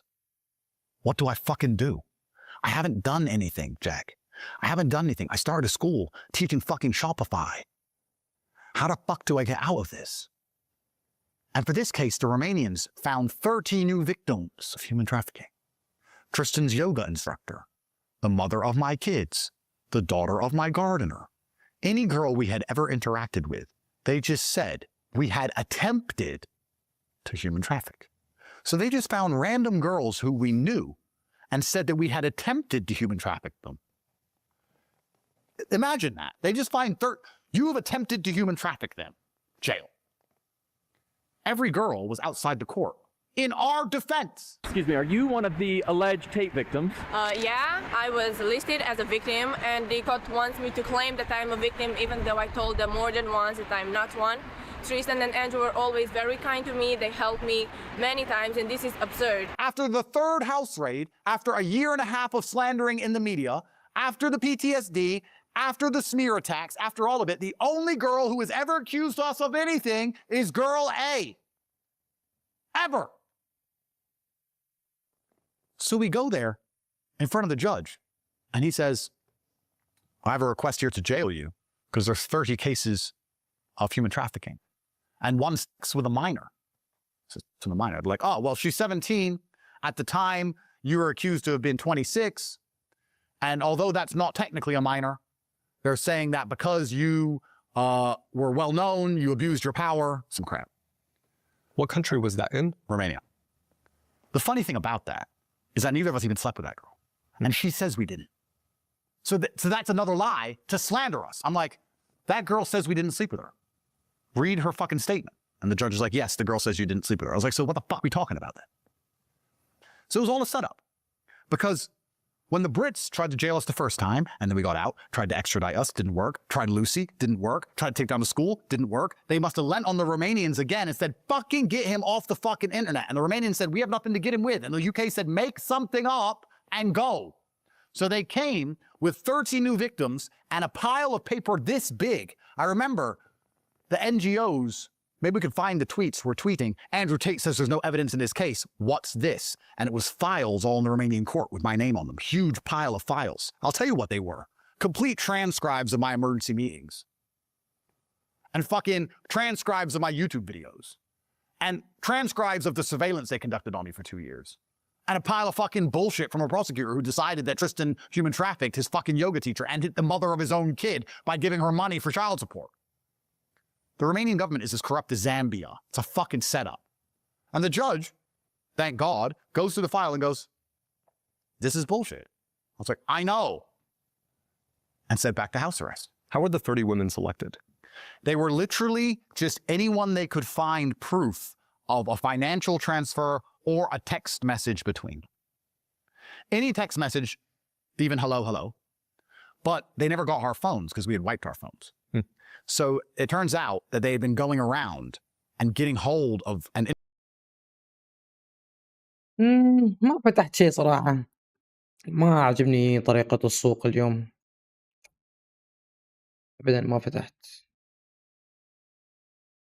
بس أشوف أخبار هذا الشباب اللي جايب العيد في نفسه. interviewing girls who they knew we knew, and they would go through their WhatsApp, and if they had ever spoken to us and they could find a conversation, they took their phones, downloaded that conversation, and said that we were attempting to groom them into human trafficking. Do you think that they were just trying to siphon down which ones were most likely to turn on you? 100%. 1,000%. They were just trying to find victims. I mean, these girls were interviewed by DCOT, and they were pressured to turn. And they're like, no, he hasn't done anything. Oh, but he was going to do something to you. Okay, but he didn't. But we think he was going to because he's a bad person. Haven't you seen the news? Yeah, but he didn't do anything. Yeah, but he was going to. So do you admit you're a victim? No. Okay, well, our psychologist says you're brainwashed. So you're a victim. Victim. And their proof was the screenshot of Tristan saying to his yoga teacher, yes, how much is it per hour? Yes, okay, Thursday, 2 p.m. It was a fucking clown show. But it's Romania. It's Zambia. They don't give a fuck. And the DCOT, which is the most corrupt organization on the planet, DCOT's general motto, DCOT says, it's up to a judge to decide if you're innocent or guilty. To us, you're all guilty. I don't need proof you did anything. A judge decides. If I says you're an alien, I don't even need proof. You're a fucking alien. Jail. Go see the judge. Judge decides. I'm just a guy. I just print the paper. You're a fucking alien. Deal with it. This is how they talk. So they told me. So they say openly. You mess around in Romania, you piss anyone off, maybe a judge will save you. But to us, you're guilty. Don't talk to cops. That's how they work. So this case was even more pathetic than the first one. But I had a flashback. And I had a flashback after this one night in jail. And I'm sitting there and I've lost control of my mind for... Correction. I always have control of my mind. I lost a percentage of my powers after Alan told me my life was effectively over. And I'm sitting there in jail, and eventually they take me in front of the court, and Alan flicks through the file, and he goes, this one's even more stupid than the first one. There's no way you go to jail. I said, Alan, we've been here. He goes, I know, Andrew, I know, but every single one of these girls is defending you. I was like, they defended us last time. He goes, yeah, but with those girls, you knew them for a long time. There was a lot of messages between you. You were sleeping with them, whatever. These girls, you don't even know these girls. You haven't even had sex with these girls. So what can it be? There's no way you're going to go to jail. I was like, Alan, please don't even say that to me, please. And I remember sitting on the stand, and the judge, just like the first time, said, okay, I'm going to go make my decision. Went out back for an hour. And me and Tristan just sitting there looking at each other. And when the judge came out and said, house arrest, I almost cried. Almost. I almost cried. I couldn't believe it. I was so sure I was toast. I was so sure I was going to go back to jail. I almost cried. And when we got up to leave, to go back to house arrest, and we walked out the court and walked down the stairs, there's a video. Please play the video. I walk out and I say, built different. You are okay? Free man. Built different. And I walk down and I say, this is disgusting to the media. And the daddy she starts screaming, this is disgusting. We have kids. And I'm screaming to the media, and the fucking idiots in the media are like, what about the human trafficking? Like, there's no fucking human trafficking. The fucking girls are on our side. The only girl who's ever accused us of anything is girl A, who's a fucking liar. There's no human trafficking of anyone. What the fuck are you talking about? And I do that whole speech about this is disgusting. Please play it. And we go back to our house, back to house arrest. Tristan and I sit there that night, and I'm like, they're going to keep fucking coming. And they're going to get us. They're going to find something. They're going to get us. Tristan's like, but they can't get in. So they can't get in. That's good. You know, we had to replace the door in the end because they damaged it, but they couldn't break it. So I'm sitting there, and, you know, this entire time, all these months and years, my brain is, I didn't realize I was mentally unwell until now that I'm relatively free. I wasn't normal. The pressure and stress. Imagine someone says to you, imagine someone tells you you have cancer and you can die any minute, randomly. No, imagine they say that there is a particular fly in LA, and if that fly lands on you, you die. How do you drink coffee? It's only, okay, LA's a big place. There's only one fly. But how do you go outside? Like, how do you leave your window open? Like, there's this fly out there, and if it touches me, I'm over. And for a year, I'm sitting there. At any minute, I can get dragged from my life. You know, my girlfriend would be like, hey, maybe next week we could go cinema. And I'd be like, there is no next week. There is no Wednesday. I can get dragged from my fucking house any minute. I can get taken at any time. I don't have Wednesday. I don't have next week. I don't have anything. Can we watch a movie tonight? There is no tonight. There's nothing but the pain I'm in right now. I wasn't sleeping. I couldn't plan for the future. Everything's fucked. But because I had enough mental discipline, I was just doubling down on the school. And I was planting the real world token. I launched the daddy coin and we upgraded to the real world 2.0 and the school's still doing really well. And we're under all these constant attacks. But by now I'm not making the money as I made before. Not because we don't have students. We still have 200,000 students. But my margin's gone from 80% margin down to 10% margin because I'm spending 70% on fucking government level cyber protection. Because we're getting hacked and attacked and fucking endlessly fucking DDoS attacked and endlessly trying to fucking break our systems. I'm spending millions of dollars a week keeping the school online. So now I'm running it purely just to fucking piss my enemies off. And because the BBC is saying it's dangerous, my school, so I'm like, well then fuck you. So I'm keeping my school open. I'm not even making money from it anymore, really. I'll make $2 million a month or whatever, but not like before. So I'm sitting there on house arrest and I was mentally unwell. I'm going to be honest and just tell everyone the pressure I was under. هذا بعرف كيف أبدأ بك من وين. قصة طويلة. أهم شيء إن الحكومة البريطانية طلبته. هو كان في أمريكا والحكومة الأمريكية الحين محتجز عن الحكومة الأمريكية. وهذا البرودكاست قبل لا ينسجن 3 أيام 4 أيام. يعني بعد ما انسجن سووا له ريليز هذا البرودكاست. قصة طويلة هذا ما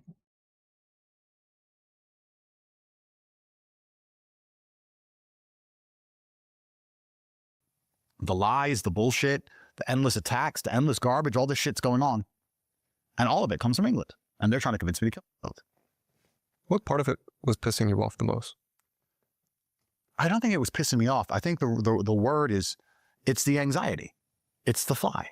You have to imagine the fly. You have to, if you really want to understand this story, you need to go sit in your bathroom for an hour without a phone. Just do an hour. You need to imagine that bathroom's covered in cockroaches. And then you need to imagine every time you go outside, there's a fly. And if it touches you, you die. And you can't stop the fly. You can't see the fly coming, but it's there. And it wants to get you. It's looking for you. And LA is a big place, but it can fly and it's looking for you. And you're in your house and they're looking to try and get you and everyone's trying to put you in jail and they're watching everything you do. They watch every emergency meeting. They watch everything. They're spying on your garden. They have drones in the air. They're watching everything. There's house arrest. There's a police car outside. All your girlfriends are getting attacked. They're trying to convince you yourself. They're attacking your school. They're trying to shut that down. All on the internet. There's these hater accounts funded by NGOs and they're attacking you. And all this shit's going on. And you're just sitting there just like, I'm just a fucking guy. I was teaching Shopify. I'm just a fucking dude. And you just have to get Aikido. And fucking resist. What else are you gonna do? Die, I guess. Most men in my position would have killed themselves. Most men in my position would have at least broken or cracked or said sorry or apologized or did a deal or give up. I could have gone to the decall anytime and said, okay, I'm guilty, there's no jail. And I'll shut the school down, I'll delete the internet, and I go away as a sex trafficker, and I just vanish, and I keep my little bit of money, and I go away. Every man would have done that. All these men watching this now who think they wouldn't have done that, yes, you would have. All these tough guys, they would have fucking given up, said, yeah, as long as I don't get jail, I keep the bit of money I have saved, I'll shut the school down, I'll be gone from the internet, Andrew Tate's gone, he was a big thing, then he was a sex trafficker, now he lives in Vietnam. Let me go away. I was like, no. Fuck Keir Starmer, fuck the Romanian government, fuck the Matrix, fuck you, no. Because I was fighting, and they were frustrated. And I like to believe that as much as I was suffering, my enemies were very frustrated with me. We said in our last podcast, I said sarcastically in a hyperbolic way about an imaginary scenario where someone came to me and said, we know you're not a bad person, Andrew. You have these ideas, but not everyone's smart enough to understand your ideas. And some young men are going to misunderstand your ideas and they're going to hit their girlfriend or they're going to do something bad or kill someone. And we just want to have a nice, safe society. And if you just change the way you talk about certain things, we know you don't want anyone to get hurt. Those were real conversations. I was offered to disappear. And it's funny because they would hint, they would say, you know, you were offered this before in a more favorable scenario, which was the sponsorship contract. You didn't want it.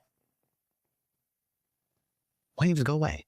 Just fuck off. Just go away and all of this will go away. If you go away for a year, no one's going to care about the case when it gets dropped. Then it's all gone. Just go away. And I wouldn't do it. I was like, no, you started this. You started this. I had a fucking Shopify school. You started this because I got too big. I was saying the right thing. I was doing good. I was helping young men make money, helping them resist enslavement, helping them avoid student debt, helping the fucking world because I'm a good guy and you're a piece of shit. I became your enemy, but I'm still the good guy. You started this fucking fight. We're going to see it through to the fucking end. Fuck you. Not until the BBC says, not guilty, Andrew Tate was innocent, and the Romanian state owes him $1 billion in reparations. That's what I want. That's the fight you fucking started. Because my mind's fucked, Jack. You fucked up the only thing I have, which is my mental fucking health. No car matters when your fucking mind's gone. No money matters when your fucking mind is gone. You've taken the one thing from me that can make me fucking happy. So you know what? I'm not gonna kill myself. You have to kill me. You want me dead, then you have to fucking do it. I'm not gonna make it easy for you. You have to kill me. Well. And that's why I decided to fight them. Not because I'm brave, and not because I believed I could win, but because I was just ready to fucking lose. I just lost it. So I was like, fuck you. So you said no. When Decaught told me, so Decaught took me into their office and they said, after the first raid where I didn't manage to wipe my phones, they had my phones from the first raid. And they said, we're prepared to drop everything, make it all go away, but we need to get access to your phones. I said, why do you need to get access to my phones? We're going to drop everything. Like, oh, we just need to thoroughly conclude our investigation. أتمنى لكم أسبوع حلو إن شاء الله منصور، وأنت كذلك الله يوفقك، الله يسهل هذا الأسبوع، وانجوي في الويكند. And we'll give you some paperwork now in advance that you have immunity and everything's going to be dropped. It doesn't matter what's found in those phones. It doesn't matter if it's cocaine. Even if you've moved cocaine, the other guy will get in trouble, but you won't. But there may be some other people around you or whatever. Maybe they'll get criminal cases, we'll be honest with you, but you will be immune if you just open your phone. And I said, how do I know this is true? How do I know this is real? Like, this is real. You're going to have to shut up on the internet. You're going to have to be quiet. You're going to have to go away. Your case is going to go away. You need access to your phone. Here's the deal. You're going to stop doing your emergency meetings. You're going to stop talking about it. You're not going to tweet. We're going to wait a year, year and a half.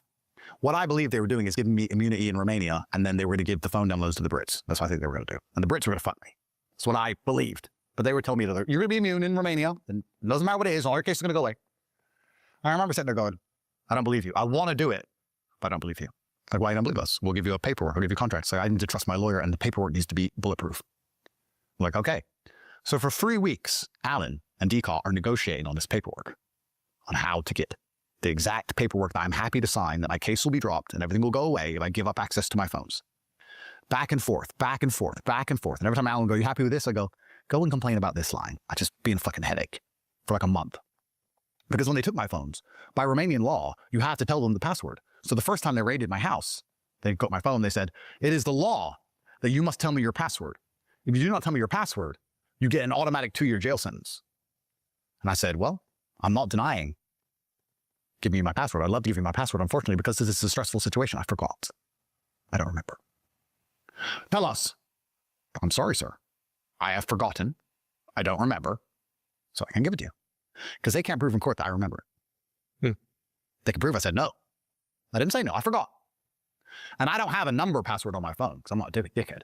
I have a nice long multi-character, 40 character long, exclamation marks, fucking dashes. I got a whole fucking lot. You can type it. I tested it on one of those password testers. They're like 4 trillion years. Because everyone thinks the police have magic powers. They don't. They can just brute force a phone. That's all they can do. They plug it into something called Cellbrite. This is for all the people at home. They plug it in, and then it overrides the automatic lockout, and then they can just attempt passwords on repeat until they get in. So if you have a 4-digit number password, because they get unlimited attempts and because there's not that many opportunities or not that many combinations, they'll get in an hour. And if you have a simple word, they'll get in an hour. But if you have a password like mine, 3 trillion years. Space aliens will eventually read my phones because I'm sure they're still trying. Go for it. But I forgot the password. It was stressful. It was a stressful time, Jack. So we're doing this paperwork. Eventually, after I've nitpicked every single thing, they bring me in there. I'm like, okay, let's go over this again. They said, okay, here's what's going to happen. You're going to be given immunity in Romania for anything that's found on that phone. Your current case is going to be dropped. You're going to be quiet on the internet. We're going to let all the media buzz die down. All of this is going to go away. And when everything's over and no one cares about it anymore, your case will be dropped and you'll not go to jail in Romania. And then you can go deal with your English problem. But for the next year, while your case is nice and quiet, you get to live in Romania. You don't get extradited, live a nice time, stay in Romania. You won't be allowed to leave the country, but you'll stay here. And then when no one talks about it, we'll drop your Romanian case, and then all your British problems, we have nothing to do with them. We're Romanian prosecutors. Say, okay. And that's the truth. Like, yeah, that's the truth. Because it took a whole month to sort these papers out. And I took papers, and I was like, I forgot. I threw the papers back. I forgot what? I forgot my password. Sorry. Can't give it to you. I don't remember. And the rage on their faces, because I'd wasted an entire month of their life signing these papers back and forth, promising them that I'm going to give them what they wanted.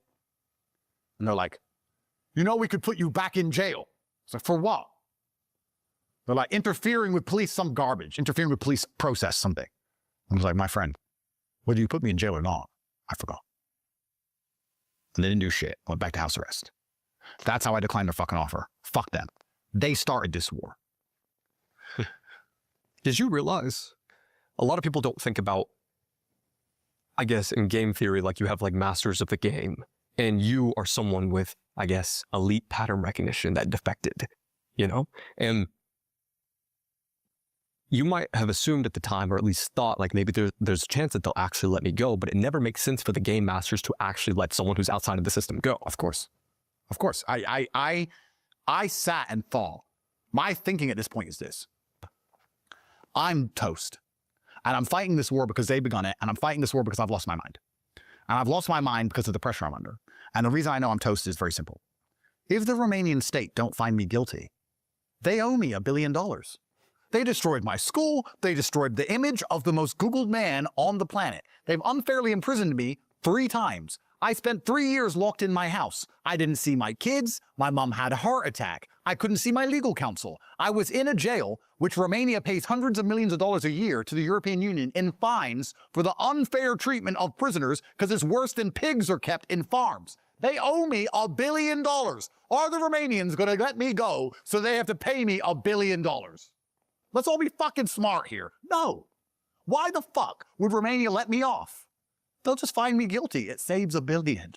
They're not that rich, bro. It's a poor country, and it's a corrupt shithole. It's got the same judicial fucking integrity as Zambia. You think they're gonna let me go after I'm on emergency meetings calling them corrupt and then pay me $1 billion? Never. So I, this entire time, am struggling mentally because I believe that it's over. But I have come to the conclusion, like a kamikaze pilot, that it's gonna be a beautiful death. I don't think I'm gonna win, Jack. It's just gonna be a beautiful death and a big fireball. Glory for Japan. I think it's over. I don't believe in victory on any level, neither does Tristan. And we talk every day about how we're glad we get to die together. That's it. So after the 3rd arrest, and I come out and I scream, this is disgusting in the cameras, we go back to house arrest. This is now 3 years into this fucking saga. No girls accuse me. The media says I'm a human trafficker. Everyone's saying I'm dangerous to women. The only girl who's ever accused me is Girl A. Girl A, I'm going to talk about her history in a minute. I go back to house arrest. And finally, because after these 3 years, I've never had a trial. I've never had a chance to present evidence or anything. I've never had a chance to say, oh, by the way, do you know Girl A accused 10 other men of sexual assault? Do you know Girl A accused her father of sexual assault? Do you know Girl A is on psychiatric drugs? Do you know Girl A has been sectioned? Do you know? I don't have a chance. I have the evidence, but I've never had a chance to present it. What was that last part you said? Girl A has been sectioned. What's that mean? Taken to a mental institution against her will. Got it. Finally, I get a trial date. After these 3 years, I'm like, finally, I get a chance to present my evidence. But before you go to trial in Romania, there's something called the preliminary chamber. And the preliminary chamber is basically an overview of the case to check, not the evidence of the case, to check that the case was constructed legally, to check how the evidence was constructed and if it was legally put together before the case goes to trial, because they used to have problems in Romania where people would go to trial with cases and they do the whole trial and at the end find out there was no warrant. So they had to throw all the evidence out, and then people who they knew were guilty would walk. So now before they go to trial, they have to check everything was done correctly. We go to the preliminary chamber. It's 2 stage. You have stage 1 and you have the appeal. We go to the preliminary chamber, and my lawyer says, here are 23 pages of laws that DCAUT has broken while constructing this file. The translator they used didn't have a translation certificate. The warrant they used to raid the house had the wrong address. It was a fucking shit show. 23 pages of broken laws. Funnily enough, after this day, when the preliminary chamber started, I want to add this point because it makes it funny. It was one of the funny things that happened. I got all my cars back. I went to do a judge rule. After I walked out and said, this is disgusting, a Portuguese billionaire from a company in Portugal with a Portuguese lawyer put papers into the Romanian system saying that his assets for his rental company had been seized and stolen unfairly because he just rented them to some guy. And a Portuguese lawyer flew to Romania and went to court and said, I'm representing a rental company in Portugal, which rents cars to this guy, and my company has lost assets, and my company has nothing to do with human trafficking, so we deserve them back. And the judge said, yeah, you're right. You should get them back. So this day, when the preliminary chamber began, that little piece of shit, that little fucking detective who took the cars with the, you modified the cars. He had to take all the cars and drive them back to my address. White 812 competition, $1.5 million. All of them, all my fucking expensive cars. He had to bring them all back because they weren't mine. I was like, hey, bro, thanks for bringing them back. Told you they weren't mine. Well, the judge says they're not yours. I was like, bro, they are mine. You know they're mine. Never seen a man so mad in his life. I'm like, park it over here. And he would just dump it somewhere. You park it. Oh, you took it, dickhead. So we're having an argument with this guy to bring me all my cars back. They kept my watches. They kept my gold. They kept my cash. They kept the house. They kept all that shit. But he had to bring me my cars back. Sorry. He had to bring the Portuguese guy his cars back. Because some genius, some fucking smart, handsome guy. Funny story. Anyway, so I got all my cars back. Please put that clip in. So we have the preliminary chamber. And we give 23 pages of broken laws. Our judge, this is the biggest case in Romanian history. What year is this in month? This will be after the daddy arrest jail time, 2023 September-ish. So right when we did a podcast and you went to jail. Correct. I went to jail very soon after our podcast, didn't I? That was after they got me again. Yeah. Yeah. So, yeah, no, it's just hard for me to remember the dates of it all and when I was free, when I was out, because I was like out and then back and then out and then back. So I get put back in house arrest. We go to the preliminary chamber. This is the biggest case in Romanian history. And our judge, it's her first ever case.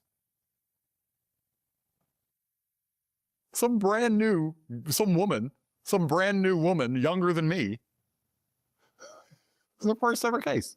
No, I think before that she was dealing with traffic tickets. And now she's dealing with the Andrew Tate case.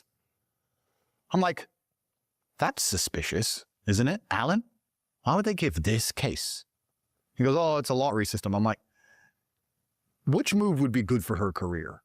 To help us or to fuck us? And he's like, well, to fuck you, of course. I'm like, okay, great. Did you have a disproportionate amount of female judges? Yes, but the woman who let me out was a female. So I can't say anything bad about that because the first time I got out of jail was a woman. And plenty of men fucked me. But then the second time, it was a panel of judges.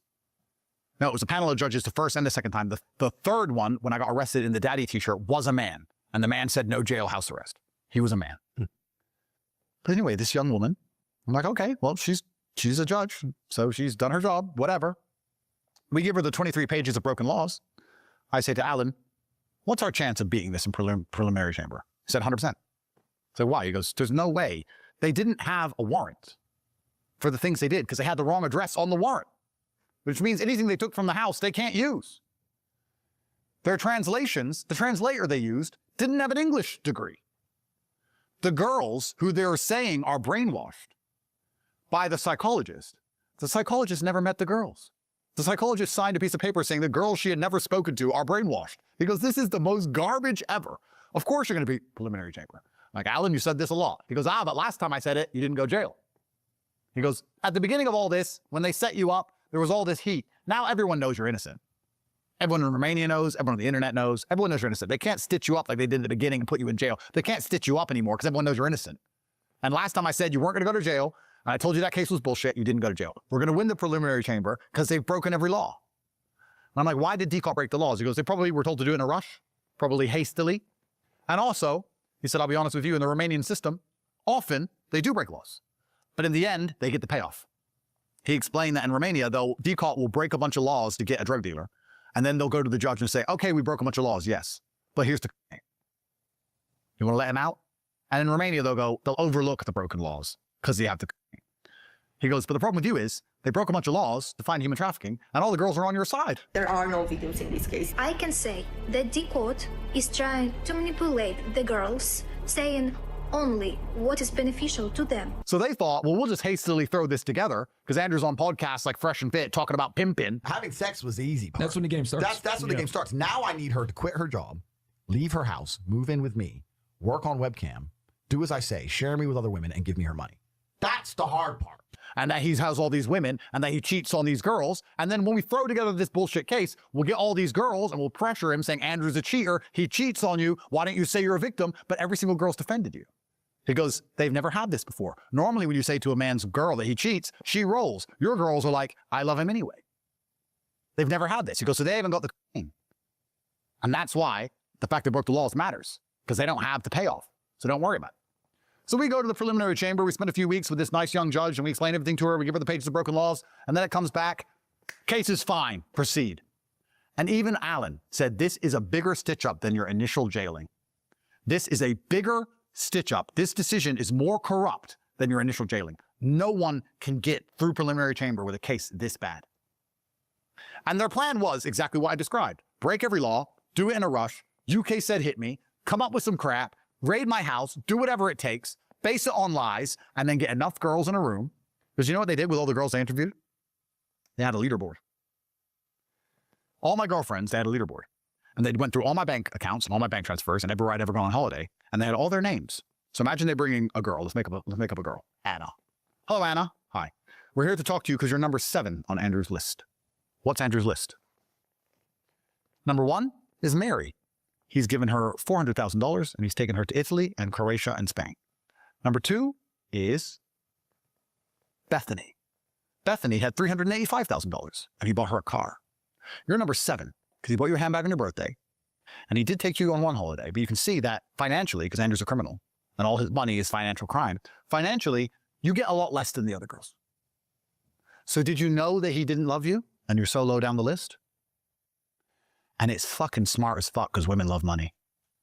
These girls were so mad the other girls got more money. They'd leave the decal thing and call me. I'd be like, what happened?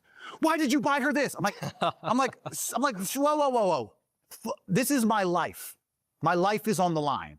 Stop. What did they ask you? Yeah, but you bought that bitch a handbag. I'm like, what the fuck? The girls cared more that I bought a bitch more shit than they cared about me going to jail forever. Because women only care about money. It's the bottom line of it. Well, you love her more.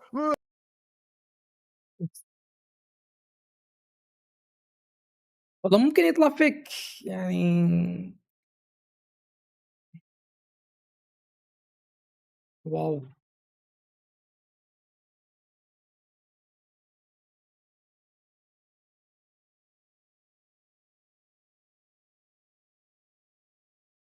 واو واو واو 4 ساعات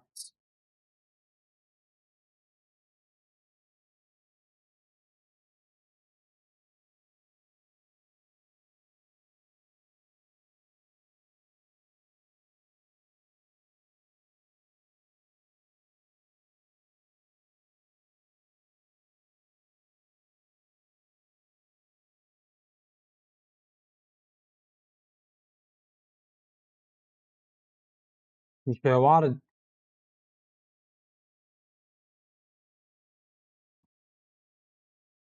والله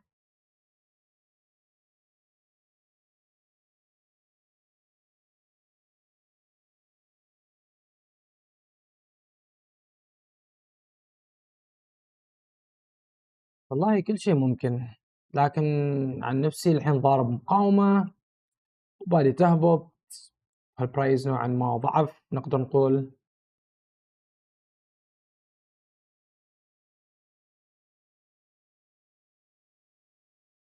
في تايم فريم 19 دقيقة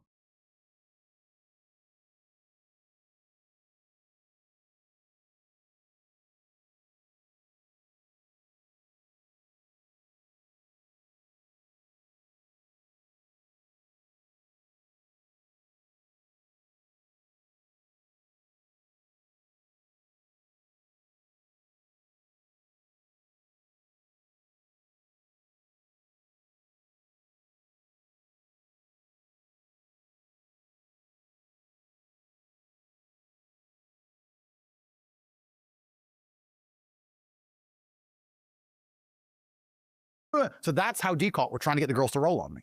But none of them did. Not a single girl rolled on me. Every single one. No ممكن تبغى تدخل باي ولا سل يعني عشان باي يعني ما كان المفروض إنك تسوي لي هذا الريتست. خلاص أنت سويت ريتست هذا المناطق. وين هذا القلم؟ سويت هذا الريتست في هذه الليفلات بيرفكت هاير لو، سويت لي هاير لو، رحت تفتح هاير هاي، لازم تفتح هاير هاي جديد وباقي له 4 ساعات كم 18 دقيقة. فيتغير الكلام إذا جالس تشوف على 4 ساعات هنا صورة ثانية، إذا جالس أشوف على تايم فريم 1 اتش أو 30 minute في chance إنه يسوي فليب. إذا جالس أشوف على 15 minute باقي له 3 دقائق. يعني الحين مع هذا الأوبننج لو أنا كنت أريد أشتري حاليا لازم أنتظر كيف يفتح الشمعة، تسوي لي هاير لو، ترجع تسوي لي فليب أساسنا أدخل معك عشان أضمن إنك عندك الهاير لو.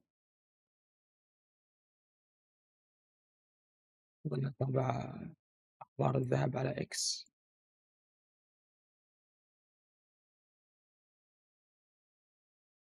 باكستان، إيران، نيوز.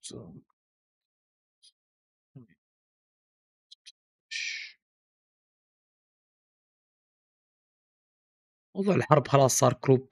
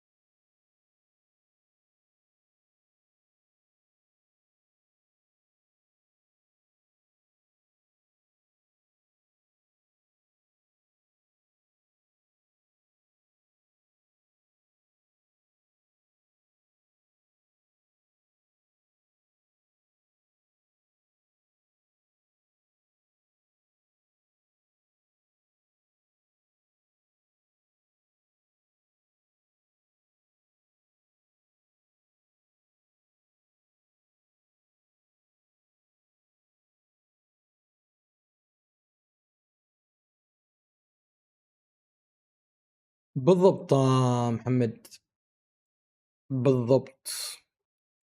أعتقد إن في شيء قوي حاليا، بس منطقة الهاير لو الحين فيبوناتشي.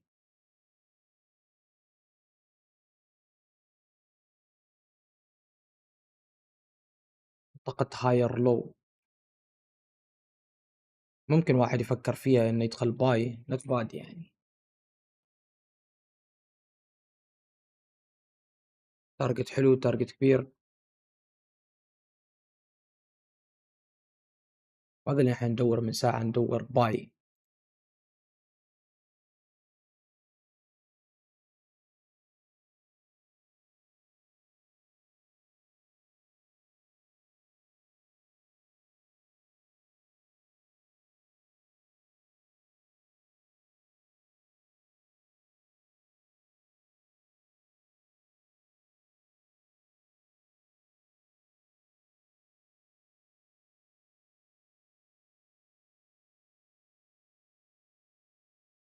آخر سنة متوقع على 5000.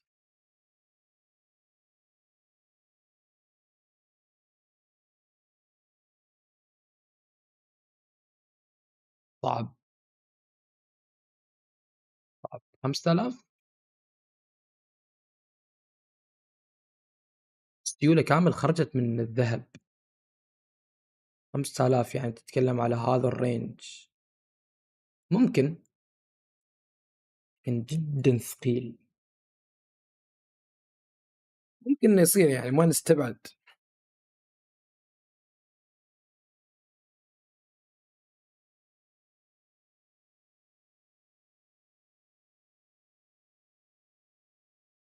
بما انك سوينغ ولا سكالب ما تفرق.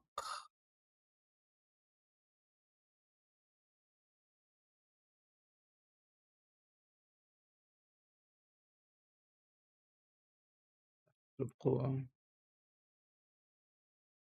I agree with you, my friend.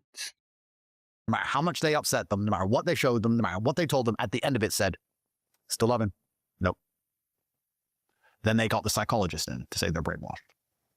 And they'd say, the psychologist report said, we showed her that other girls got more money and she still didn't turn. And my lawyer was like, this has never happened in Romanian history. When you get a gangster from Romania and you drag his wife in and show that he spent more money on other bitches, she rolls. Because your girls just don't roll. And DCAR are furious. So that worked out well for me. So that's why they broke all the laws. But the preliminary chamber said, go ahead. And I said to Alan, if this is a bigger stitch-up than the initial jailing, what chance do I have of winning this case? And Alan said, I'm very concerned. We need to get back in touch with the American embassy. We need to tell the American embassy and show them the judge's decision, this young, brand new judge who's given this decision to fuck you. We need to show the laws they've broken. We need to get American litigation involved. We have to get an American judge to look at this because this Romanian judge is fucking useless. This is either corruption or ineptitude. Either one, your life's on the line. We need to get to the embassy. So I start calling the embassy. Can I have an appointment? Can I have an appointment? I'm an American citizen. I'm an American citizen. They're busy. Can't get an appointment with the embassy. And then Providence. You know, in this story, there's so much luck. The Romanians, in their absolute hubris, decided to overthrow their own election. Don't know if you heard about this. I was locked in my house for the 3rd year with no end in sight, and I've just lost a preliminary chamber. And Romania has an election for who the leader's going to be. And all of the people vote for a man called Calin Georgescu, who is a right-wing, Trump-esque figure who believes in restoring the sanctity of Romania. He's anti-Ukraine war. He doesn't want to give them any money. He doesn't want any migrants. He's a right-wing candidate. He wins the presidential election by a landslide with 65% of the vote. And the next day, the Constitutional Court cancels the election, says it was corrupted by Russian interference, call him a Russian agent, and send him to jail. The prosecutor which sent him to jail is the same prosecutor as me. The same prosecutor who locked up the rightful president of Romania and thrown him in jail is my prosecutor. The attack dog for the Matrix, I assume. So he goes to jail, and they start to redo the election. Now, only 3 countries in history have undone an election. I believe one is Kyrgyzstan, one is Mongolia, and the 3rd is Romania. That's how corrupt this shithole is. That when someone wins, they go, the Russians interfered. Now, the truth is this. Every European country rigs its elections. AfD in Germany, it's rigged. They let AfD win a little bit, but not properly. Marine Le Pen in France, she caught a criminal case just before she could win. Europe rigs their elections, but Romania's Romania. So they got told to rig it, and they were like, yes, my friend, I will rig it, okay. Didn't rig it, because they're fucking useless. Fucked it up, and had to run and panic to undo it, just like they did my case. Just fucking threw it together slapdash, because they're useless. When the Germans rigged their election, it's done right. So AfD wins 22%, but not quite enough to get the seat. Almost there. Keep voting, guys. Keep voting. We'll vote our way out of this. The Romanians fucked up their rigging. So they had to redo the whole election. Now imagine this. I've been locked in my house for 4 years without charge. I'm an American citizen, the only American citizen they've ever jailed. All of my victims are on my side. And for the first time, the entire international community is talking about how fucking corrupt Romania is. That's great for me. For the first time, everyone's on Twitter. Romania's a fucking dump. They overthrew their election. What a setup. Why is their court saying he's a Russian agent? Why is it the same prosecutor as Andrew's prosecutor? This is a fucking setup. And all over Romanian news, they're even saying on the Romanian news, Our democratic and judicial processes are under so much scrutiny internationally, we look like a banana republic. This looks worse than Africa. We look like a fucking shithole. No one believes any of our processes anymore. And people are on the Romanian news reporters are saying, and now the Tate brothers are involved in every conversation, because now, after protesting their innocence for 4 years or 3 years, now everyone's saying they might actually be innocent, because we look like fucking clowns, which they did. So all of this is happening. And then we go to the appeal stage of the preliminary chamber, which is a higher judge than the little girl they got in to rig it. And during all this mess with international scrutiny, with Trump just won president-elect at that time, so now they're scared because Trump's coming back. The Dems have just lost. The EU's rigged the Romanian election. All this international pressure. Trump's not president, but he's president-elect. And Vance is talking about the integrity of Europe. And Vance mentions Romania. The Romanians are panicking. The Americans are watching. Trump is coming back. The big boss is coming back. Everyone knows. Panicking. I go to the appeal for the preliminary chamber. My lawyer gives them the same page of 25 broken laws to the same case file, the same page of broken laws. We go to the appeal judge. And the appeal judge comes back with 210 pages of broken laws and says, I'm sorry, lawyer, you're wrong. They didn't break 23 pages of laws. They broke 210 pages of laws. Dismissed. Because with all that international scrutiny, with J.D. Vance, with Trump coming back, with everyone watching, all of a sudden the judge knew they had to do their job. And the judge came back and said, here's 210 pages of broken laws. This entire case, the 4 years of house arrest, the jailing, the missing my mother after she had a heart attack, the PTSD, the repeated attacks, everything thrown out. Then the judge says something really weird. But we're keeping the jailing conditions. He must.